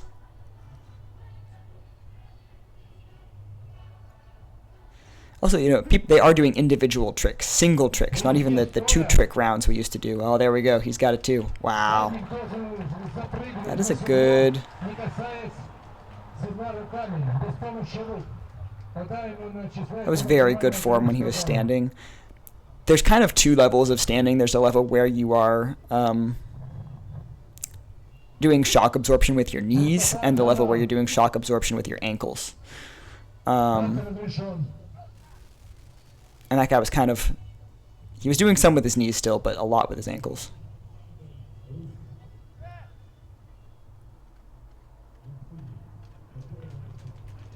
Nice. That's, in English we call that one the plank. In Russian it's just called lying across the saddle. That is the core strength exercise. One of my favorites, actually. I really like doing that one. And it's funny because I consider it relatively easy, and then I show it to people and they're like, oh my god, how do you hold yourself like that? Yeah, that's Dmitry Zaskalov in the neon yellow shirt, sort of the father of a trick riding empire. Two of his sons rode with the team that I was trained by, at least at that time. I think one of them has since left. She's doing it too. Or at least trying to, but a bit floppy. Yeah, it can be hard. It's something you really need a really solid core, and it takes time to develop that. Once you have it, though, I feel like it kind of doesn't leave. Каждый судьи, которые стоят напротив Like when I do that after, you know, I've had a long break, I can do it. It just hurts more afterward. That's how it works. раз в коэффициенте и 1, 2, 3, раз. Общий результат.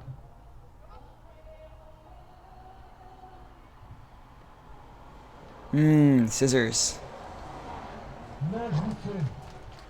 Третья категория сложности. I love scissors. I've never actually done it at the canter. Антоний Ясюков. That's one of the third level tricks that I was working on.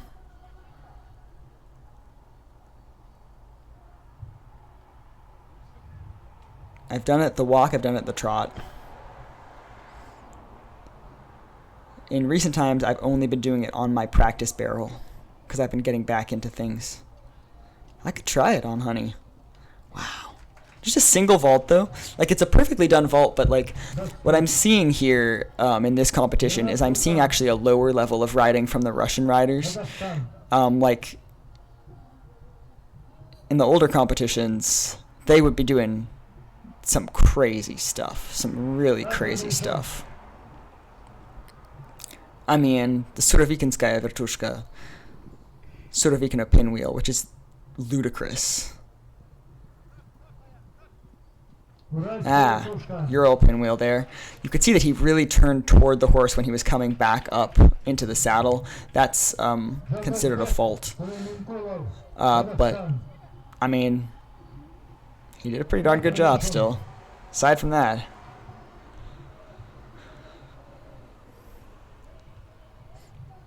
Yeah, the Surovikinskaya Vertushka is insane. And then at the last competition that I found video of, somebody actually did it. A Russian. Reverse pinwheel. He made it look easy. I'm quite impressed with that guy, I gotta say.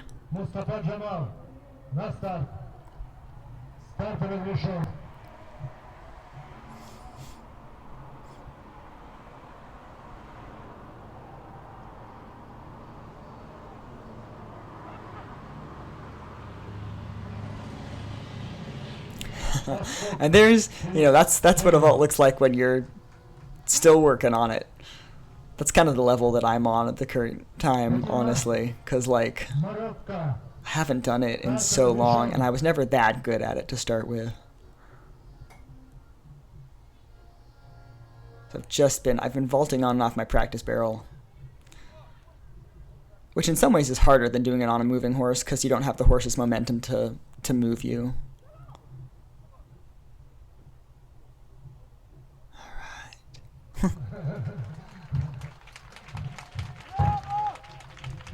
She only knew a few tricks, huh? So that's such good fighting spirit. Like, maybe she had something planned and she decided not to do it. Maybe she only had prepared, like, the number of tricks that she did. But they said, hey, go out there one more time. Oh, it's charming, charming. The Jordanian guy and the Moroccan girl are my heroes here. And, like, that is the spirit that the competition really thrived on.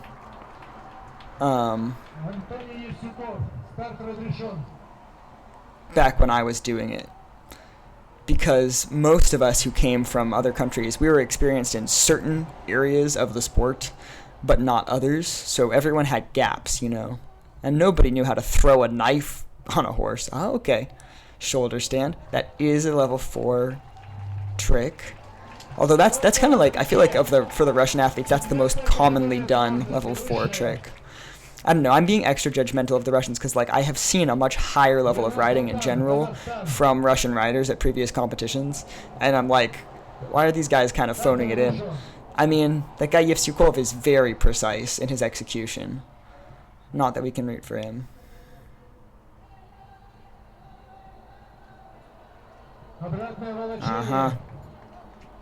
What's here? Yeah, reverse.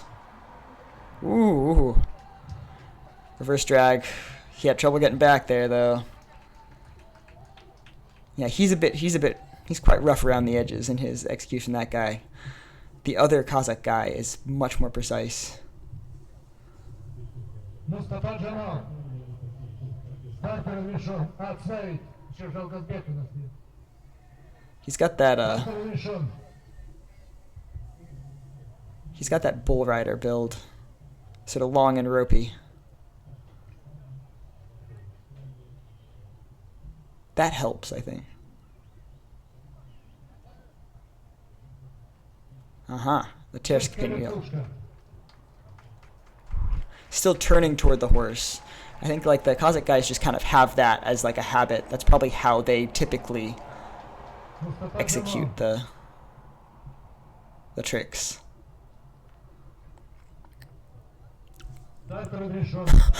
Whoa! Screen was possessed for a second.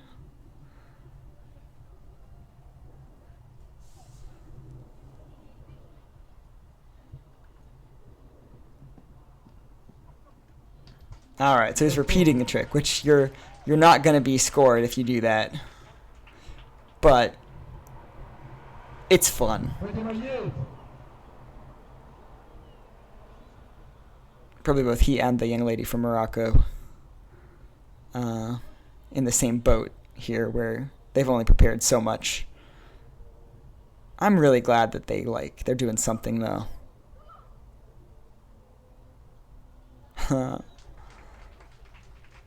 Look at her.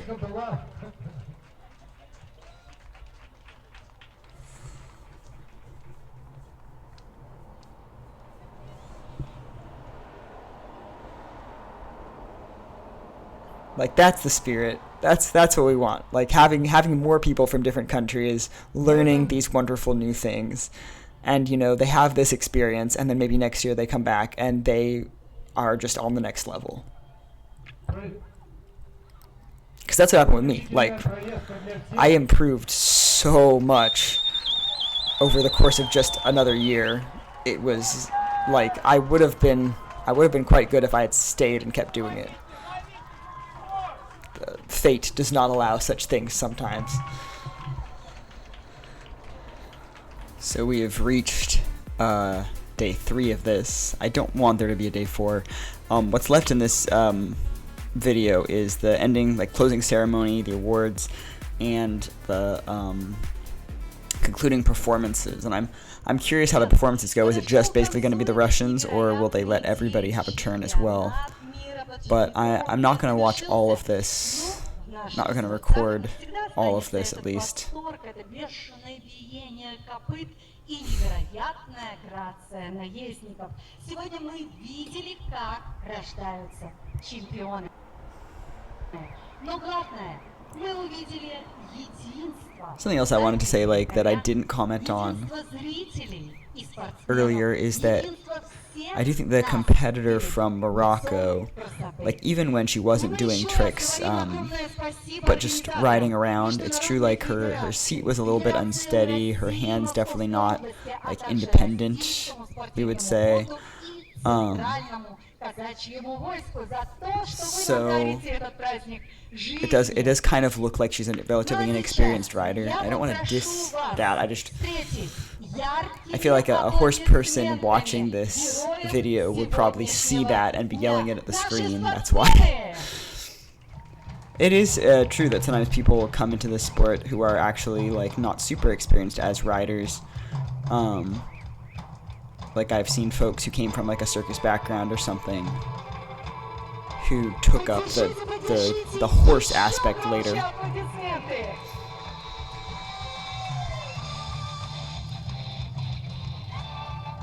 Okay, so we're just freezing up. It's okay. It's alright if it was all filmed on a potato. We aren't watching the tricks or anything anymore. Evgeny Viktorovich, there's Serегin again.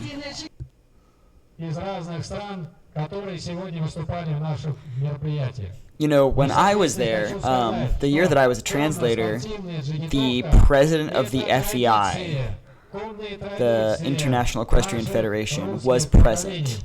You know, at that time, I mean, even after Crimea, but just before the large-scale invasion of Ukraine, it looked like Dzhigitovka was going to be a growing sport. You know, like the competition would just get bigger every year. Now it's gotten smaller here, but like it was very legitimate as well. It was, you know, that the FEI was looking into it. Ingmar de Vos, I believe that's his name, and I got to poorly translate his speech. We all know that we live in a quite complicated world today, and that's why it's great to see that sport, and especially equestrian sport, is capable to bring this world together and to create a huge success and all the best luck in your championships and in your competitions. Thank you very much.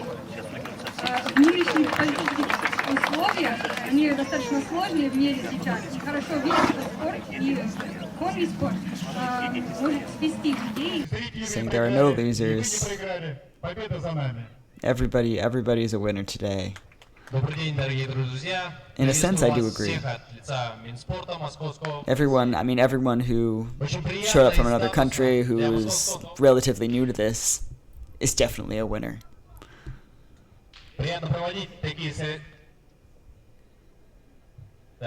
Okay. Комментировал, мы также его приглашаем на боевое поле под яркие аплодисменты.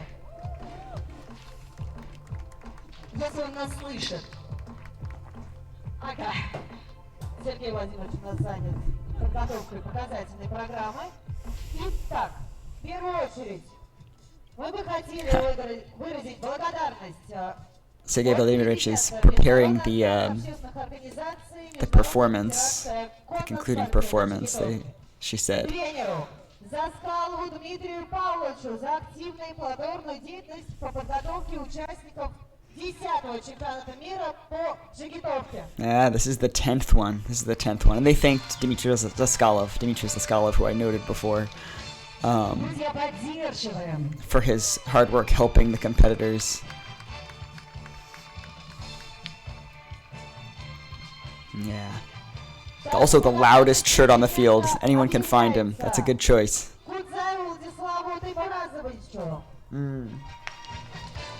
Also Vlad Kudzaev. Yeah. I mean, these guys are titans. These are the guys who, you know, made this sport like what it is. Some of the early competitors, early winners, who went on to teach tons of students. You know, so many of the Russians who do this are beholden to them.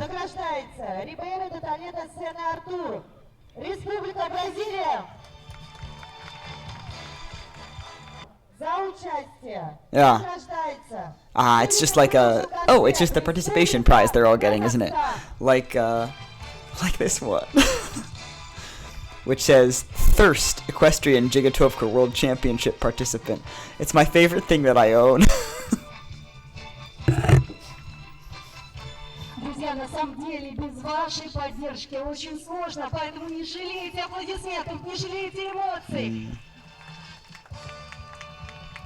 Памятным подарком и грамотой за участие награждается Мустафа Джамальцев Шахамари. Королевство Иордания. Oh, I want to honor all these nice folks who came out. I don't want to skip anybody. It feels mean. I really do like that. You know, he clearly wasn't used to doing trick riding. This is a new thing to him, but he did it.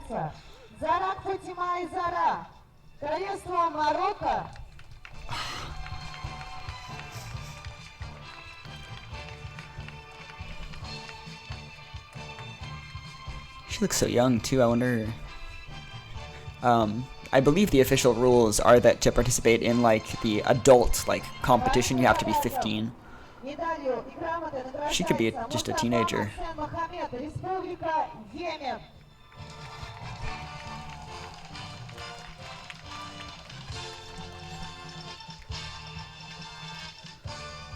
The military uniform is really spiffy.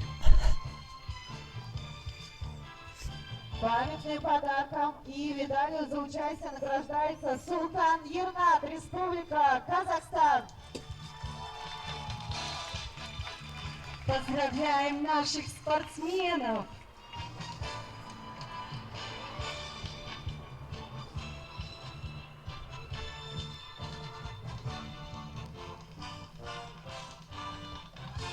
I'm trying to remember exactly what they gave me for all of my participation. I got the paperweight there, but I had a traditional Cossack whip which got left in Russia, along with the custom trick riding saddle that I saved like multiple months Russian salary for. I have a new custom one from Ukraine though, so, and it's, I don't want to say better. In terms of functionality as a saddle, it's the same. It is much prettier than that Russian one. Памятным подарком и грамотой за участие награждается Артур Каратаев, Россия.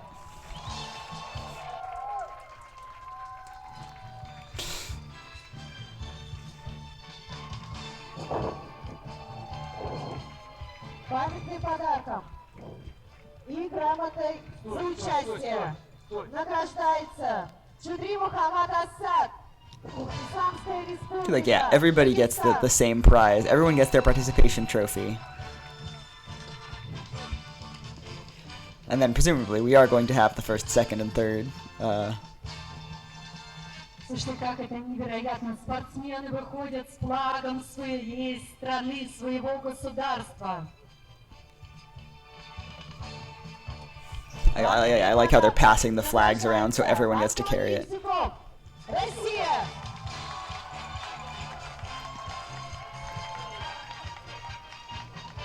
Yeah, okay. Исламская республика Пакистан.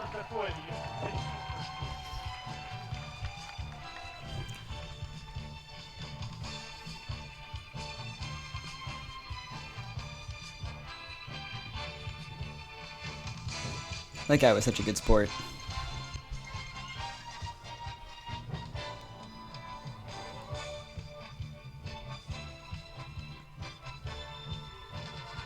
И теперь самая главная, самая значимая часть. Итак, в абсолютном первенстве по итогам разделов специальной вольной джигитовка обладателем бронзовой медали чемпионата мира по джигитовке сегодня стал Сулейменкулов Жылгазбек, Казахстан. Третье место, друзья. Nice. Жылгазбек награждается кубком, медалью, грамотой и денежным призом. Watch, it's gonna be the two Russians in first and second. This is how it usually was. Давайте еще разочек поддержим, поаплодируем. Третье место, друзья, бронзовый победитель. Серебряная медаль награждается Антоний Евсюков, Россия.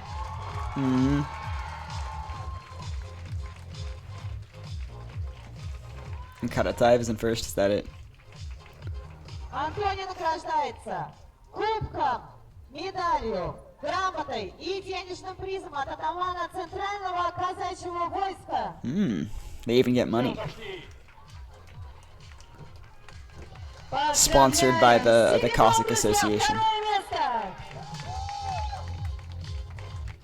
И чемпионом мира 2026 года по джигитовке стал Артур Каратаев. Yep.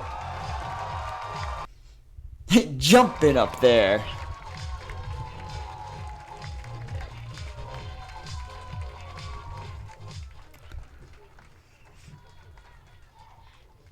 Поздравляем! Первое место, Yeah, друзья! I wonder what happened that the Belarusians didn't attend this competition, because in the past Belarusians have always been there.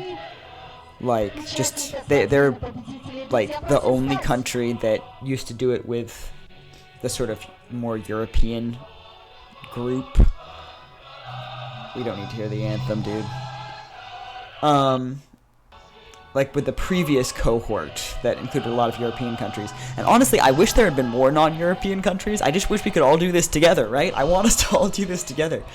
But anyway, the Belarusians were in that cohort, and then they just continued.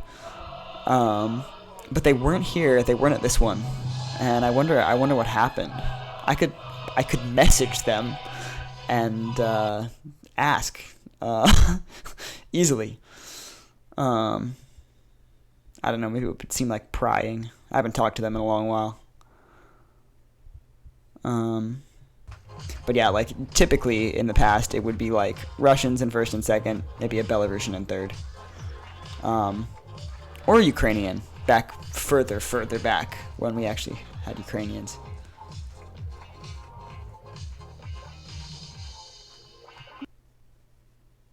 Комплекса «Звездный» проходит фестиваль казачьего искусства. Наша сцена сегодня до самого позднего вечера заполнена артистами. Поэтому спойте вместе с нами, станцуйте вместе с нами.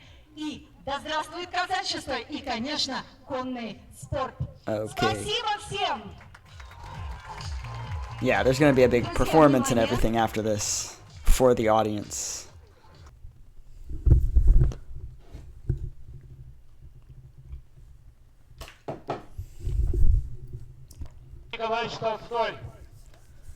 And now you can see who owns Disney.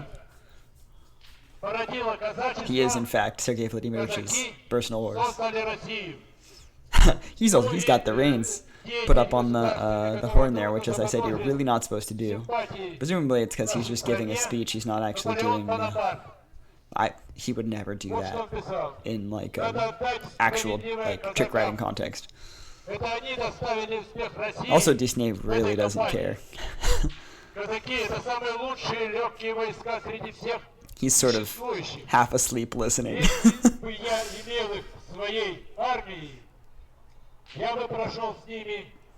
I hear this guy talk all the time. Just tell me when I get to run in straight line. Я приведу вам цитату из книги выдающегося мастера Джигитовки, кубанского казака, полковника Елисеева. Книга называется «Джигитовка казаков по белу свету». И печенеги, I mean, he's talking about history and татары разных орд были сплошь конницы, природные кочевники, наездники. Оружие коих было лук со стрелами, копье, кривая сабля, да волосяной аркан. Все у них разрешалось в быстрой, скоротечной схватке. И финал ее — изрубленный враг или the history of like all these different like groups and tribes, horse warriors who are skirmishers. казачество должно было противопоставить соответствующие качества и методы нападений. And that's why like Cossacks were like conflicting with those peoples that use the same tactics. Honestly, I would say that Cossacks are, you know, in large part the descendants of those same groups. Anyway, I might be interested in listening to the whole thing, but in terms of like reacting to something, I don't think this is super useful. Because I can't translate the whole thing. Я мог бы, конечно, комментировать на русском, хотя практики у меня немного не хватает в последнее время. Но это просто не стоит. I'm actually surprised I've managed to get through like all of this without just spontaneously switching into Russian, because my brain likes to do that sometimes.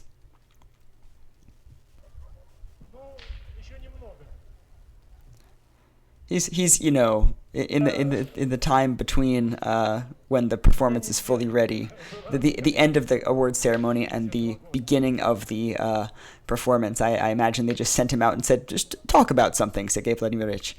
He is very interesting to talk to. I mean, Soviet drill sergeant is going to have a lot of interesting stories. I did admire one thing about him really quite a lot, which is he told me like when he was a drill sergeant, when he was, you know, Oh, they are. They've got their foreigners participating. When he was a drill sergeant, like, he made absolutely sure that he could do all the, like, exercises that he was asking the men to do, because he realized that if you tell someone to run a mile in a certain amount of time or do a certain amount of push-ups or whatever, and you can't do it, they're not going to take you seriously. Because it's like, well, maybe it's not even possible. This asshole is just telling me to do something that's impossible, to be mean, you know?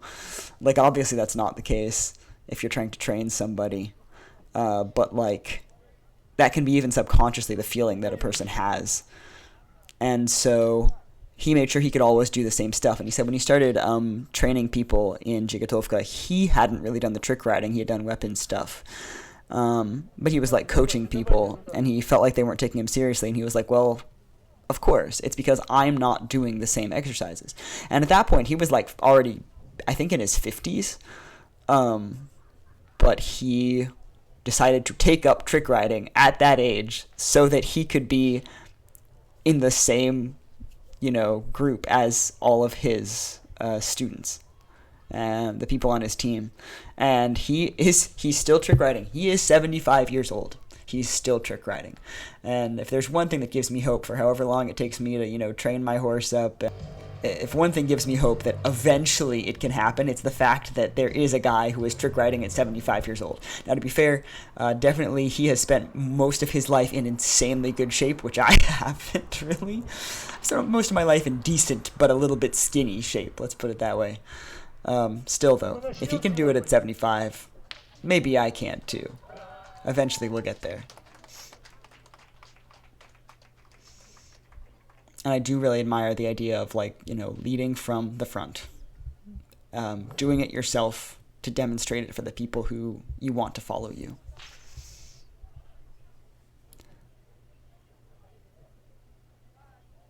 How long exactly is this performance going to be?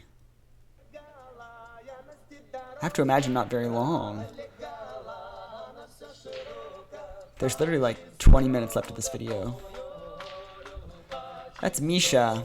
Sasha is riding a horse that she rescued from, like, the slaughterhouse, basically. It was going to be meat. People do eat horses in Russia, so there is, like, a market for horse meat in a way there isn't really in the United States. I think I remember seeing her post about, like, this was, like, his first time in such a big, like, big, loud, bright environment, and he was freaking out the whole time.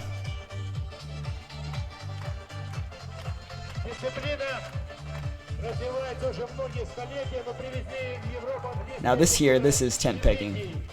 This is where you have that line of targets, you gallop through, pick it up on your spear.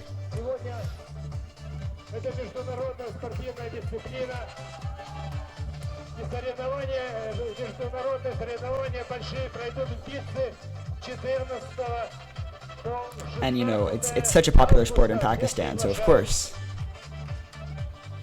you get not only the Russians doing it, but of course he missed the targets that time.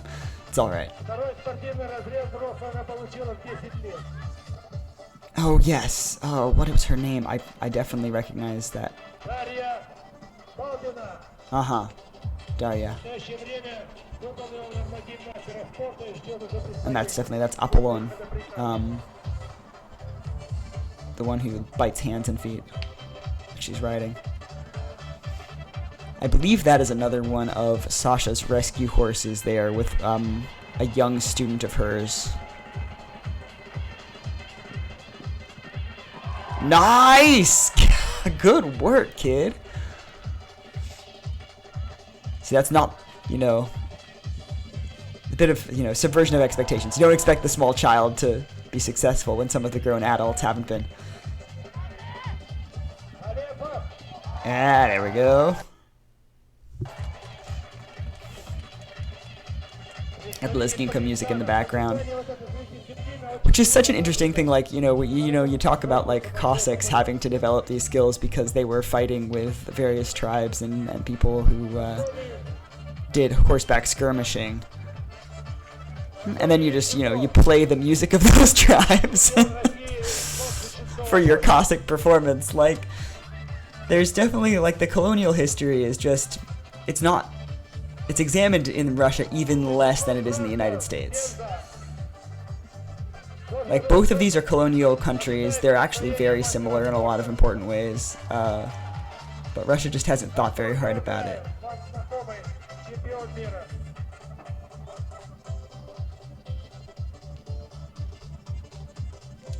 Nice. What I do like about this format, I will say, they've got the international and Russian competitors all just kind of in one big group. Now, part of the reason they're doing that is because there's so few in total. When we did this, it would always be the Russian Championship, and then right after it, the World Championship. And because of that, all the Russians would be there, and all of the international folks, and they would split us up into two groups, and they'd have like a Russian demonstration, and then an international one. Damn, though, does that always have like a tie down? That's actually crazy. I would not do that.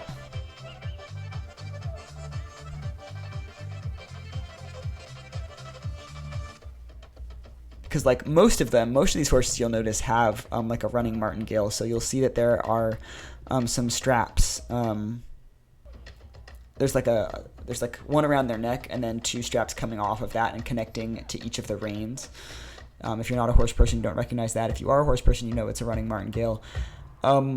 Fundamentally, that's supposed to be a tool to keep the horse from raising its head too high, and specifically, it's like a type where the amount of like force that's keeping their head down is related to the pressure you have on the reins, so you can kind of control it.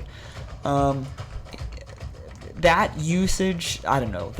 I shouldn't get into it. Like, a lot of people would probably say that mechanically keeping the horse's head down is a bad idea. What you want is for the horse to be moving comfortably, which will naturally mean its head won't be raised too high. It's complicated. But in Dzhigitovka, in this sport, generally the reason horses are wearing those is completely different. It is simply that, when you go to stand, you have to keep the reins in your hand. And if you don't have a running martingale on, it's like you see Sumrak is wearing one, but it's super loose. I'm pretty sure that, especially for him, it is literally just so that the reins don't go into his eyes when you are standing and holding them. That's pretty much the reason that all these horses wear those. It's for the standing. Sorry, I haven't even been talking about Sasha's sword spinning. Flankirovka in Russian. Sword dance, traditional Cossack art.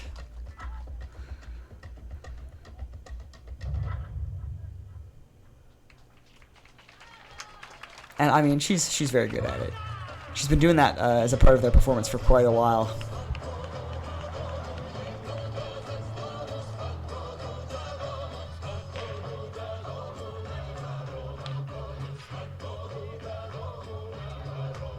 You can also do a little bit of it on horseback, but you have to be very careful, obviously.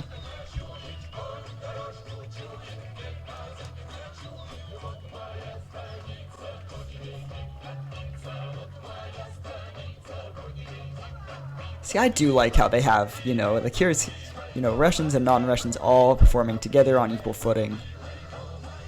All getting to be part of the show. That makes me really happy. I mean, all of them who are at a certain level of skill, I guess. Like for the concluding performance, you're probably not going to take out the folks who look a bit wobbly on stuff. I don't know. The guy from Jordan had a pretty good, sort of upside down hang there.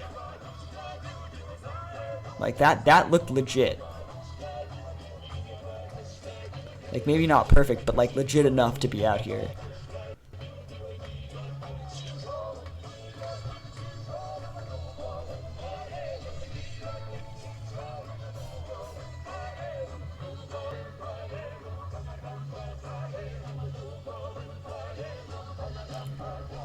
My guess is Man, it sucks how it's being so slow now. I wonder if like something changed in my internet since the last couple days.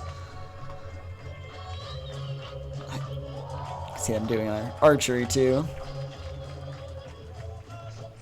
Oh, he's having such a good time.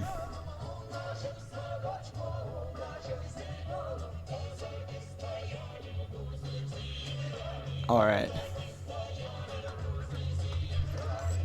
Nice. Get some trick riding in. I do love the horse with the sunglasses. Olymp.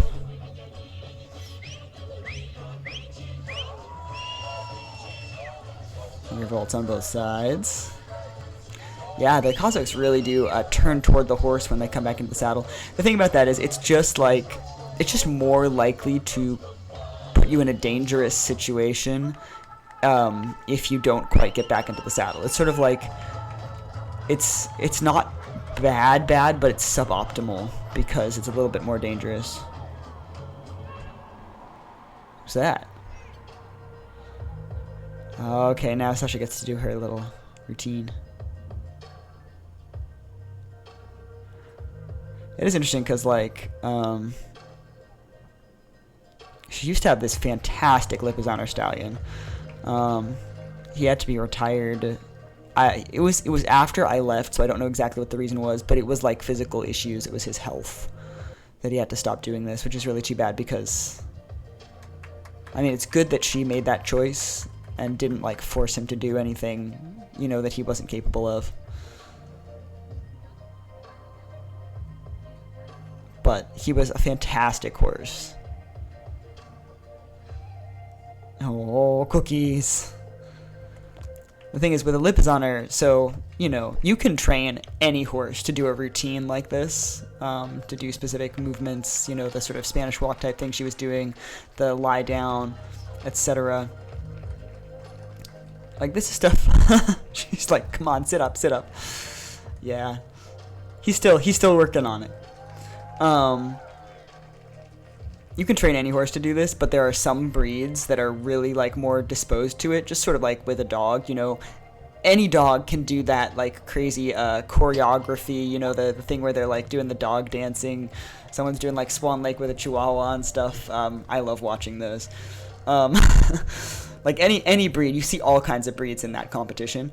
But, like, if you think about it, realistically, what's the breed that's going to do probably the best? Maybe a Border Collie. The Iberian horses, Iberian types, so Lipizzaners, Andalusians, Lusitanos, those ones are kind of the Border Collie equivalent, where, like, they can just do whatever you ask. I mean, they can learn whatever you ask. Not saying all of them are physically capable of everything you might want to train them to do, but, oh, didn't get a fly on his belly. Come on! Come on! Come on, dude. Come with me. You can just see the little moments where, like, the horse is, like, not super with it, and she's like, come on, come on, come on. And that is Sergei Vladimirovich, 75 years old. 75 years old. Did come down a little bit hard. But the way that they do that, when you see someone kind of stand on the saddle and then just sort of drop down, they are breaking themselves with their legs. Oh, careful, careful, careful. Didn't quite do that. Didn't quite work. Yeah, when they drop down like that, they're using their legs to, like, break their fall so they won't hurt the horse's back or their balls. There you go. There's some real nice scissors. The attitude. The attitude is part of it. See, that guy, the fellow in the blue shirt, I definitely recognize him. I believe he is like a Cossack from Moscow. He wasn't in the competition, though.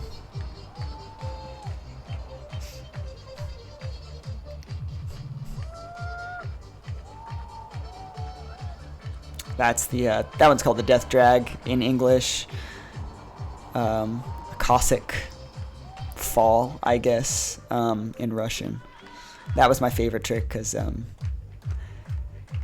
it's it's called a death drag because it does look pretty. It looks like you're dead. Slash, it looks kind of death defying. It looks really dangerous. The fact is, it is dangerous, but only if your tack breaks. See, there's someone else doing it. Like, the dangerous thing about it is if your girth snaps, you die. But, like, as long as it doesn't, yeah, there you go. It's actually quite a safe position to be in. Your leg is very securely held in the strap. And so you're basically just hanging there. It takes almost zero effort. Just sort of keep your body a little bit stiff so it doesn't look floppy, and you're golden.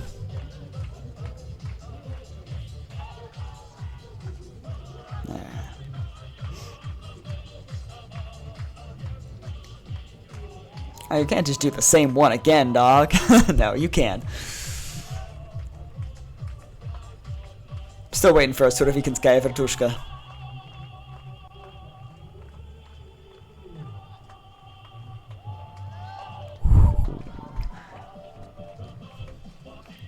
Reverse pinwheel is just, it's turkey one.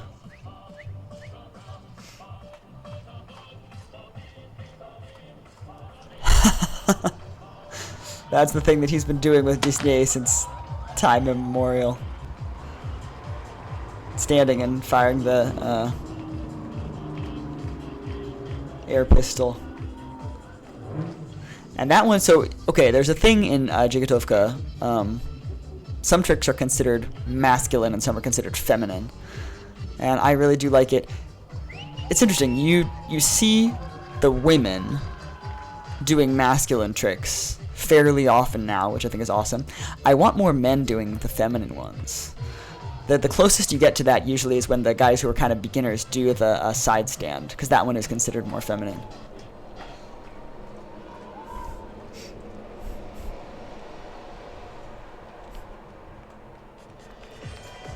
Nice.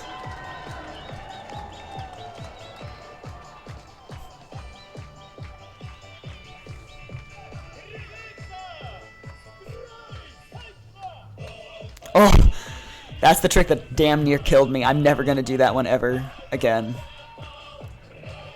I was so hard I could barely ever do it. I only actually did it several like a few times, and there was one time when I almost got dragged because my foot was stuck in the stirrup, and it was the most terrifying experience of my life. That trick that is considered that one that girl was doing that I'm talking about. That's considered a feminine trick. That's the reverse Cossack hang. Cute.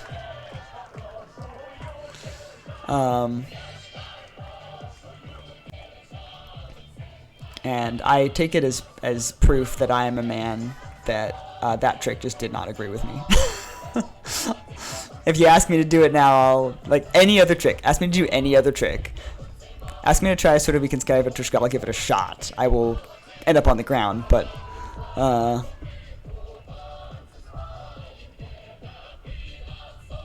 just don't ask me to do that one.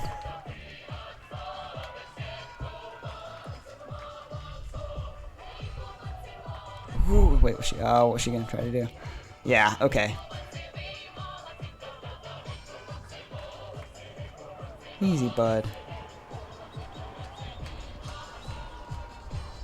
You can see Sumrak getting wound up. That horse, that one, sort of... I'm not even sure what to call that color. It's interesting. It's almost like a bay going gray, but... that one horse with a sort of really weirdly almost low, short neck. That one just seems like a powerhouse. It really is just doing its job. Moving really nicely. Aha.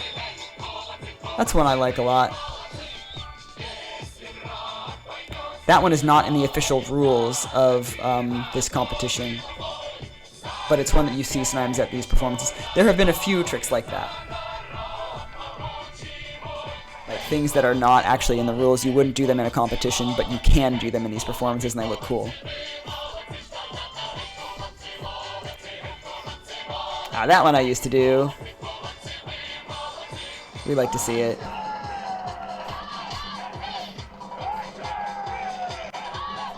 Yeah, that's the horse I was talking about. Just seems like a super solid character.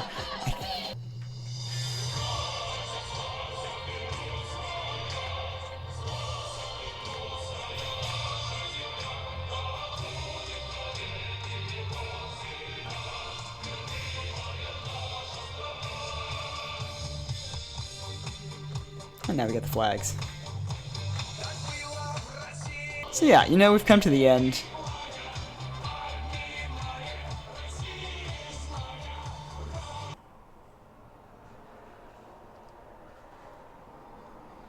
You know, wave the flags, and now it's a successful day for everybody.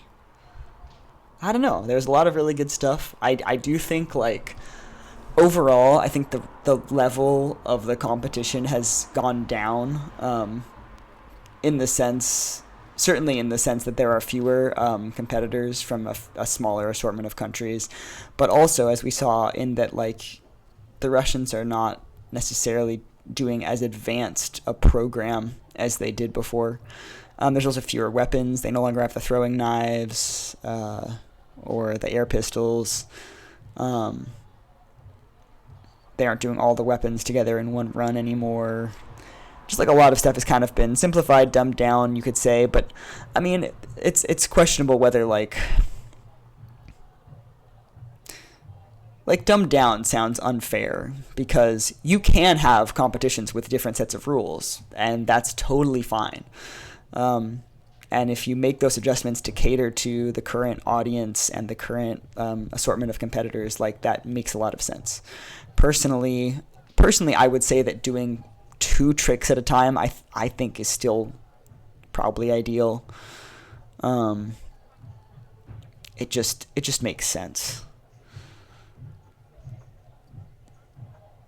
Instead of doing a single trick. I think that there is a lot of value in asking competitors not just to do tricks, but to put them together in a logical and manageable way.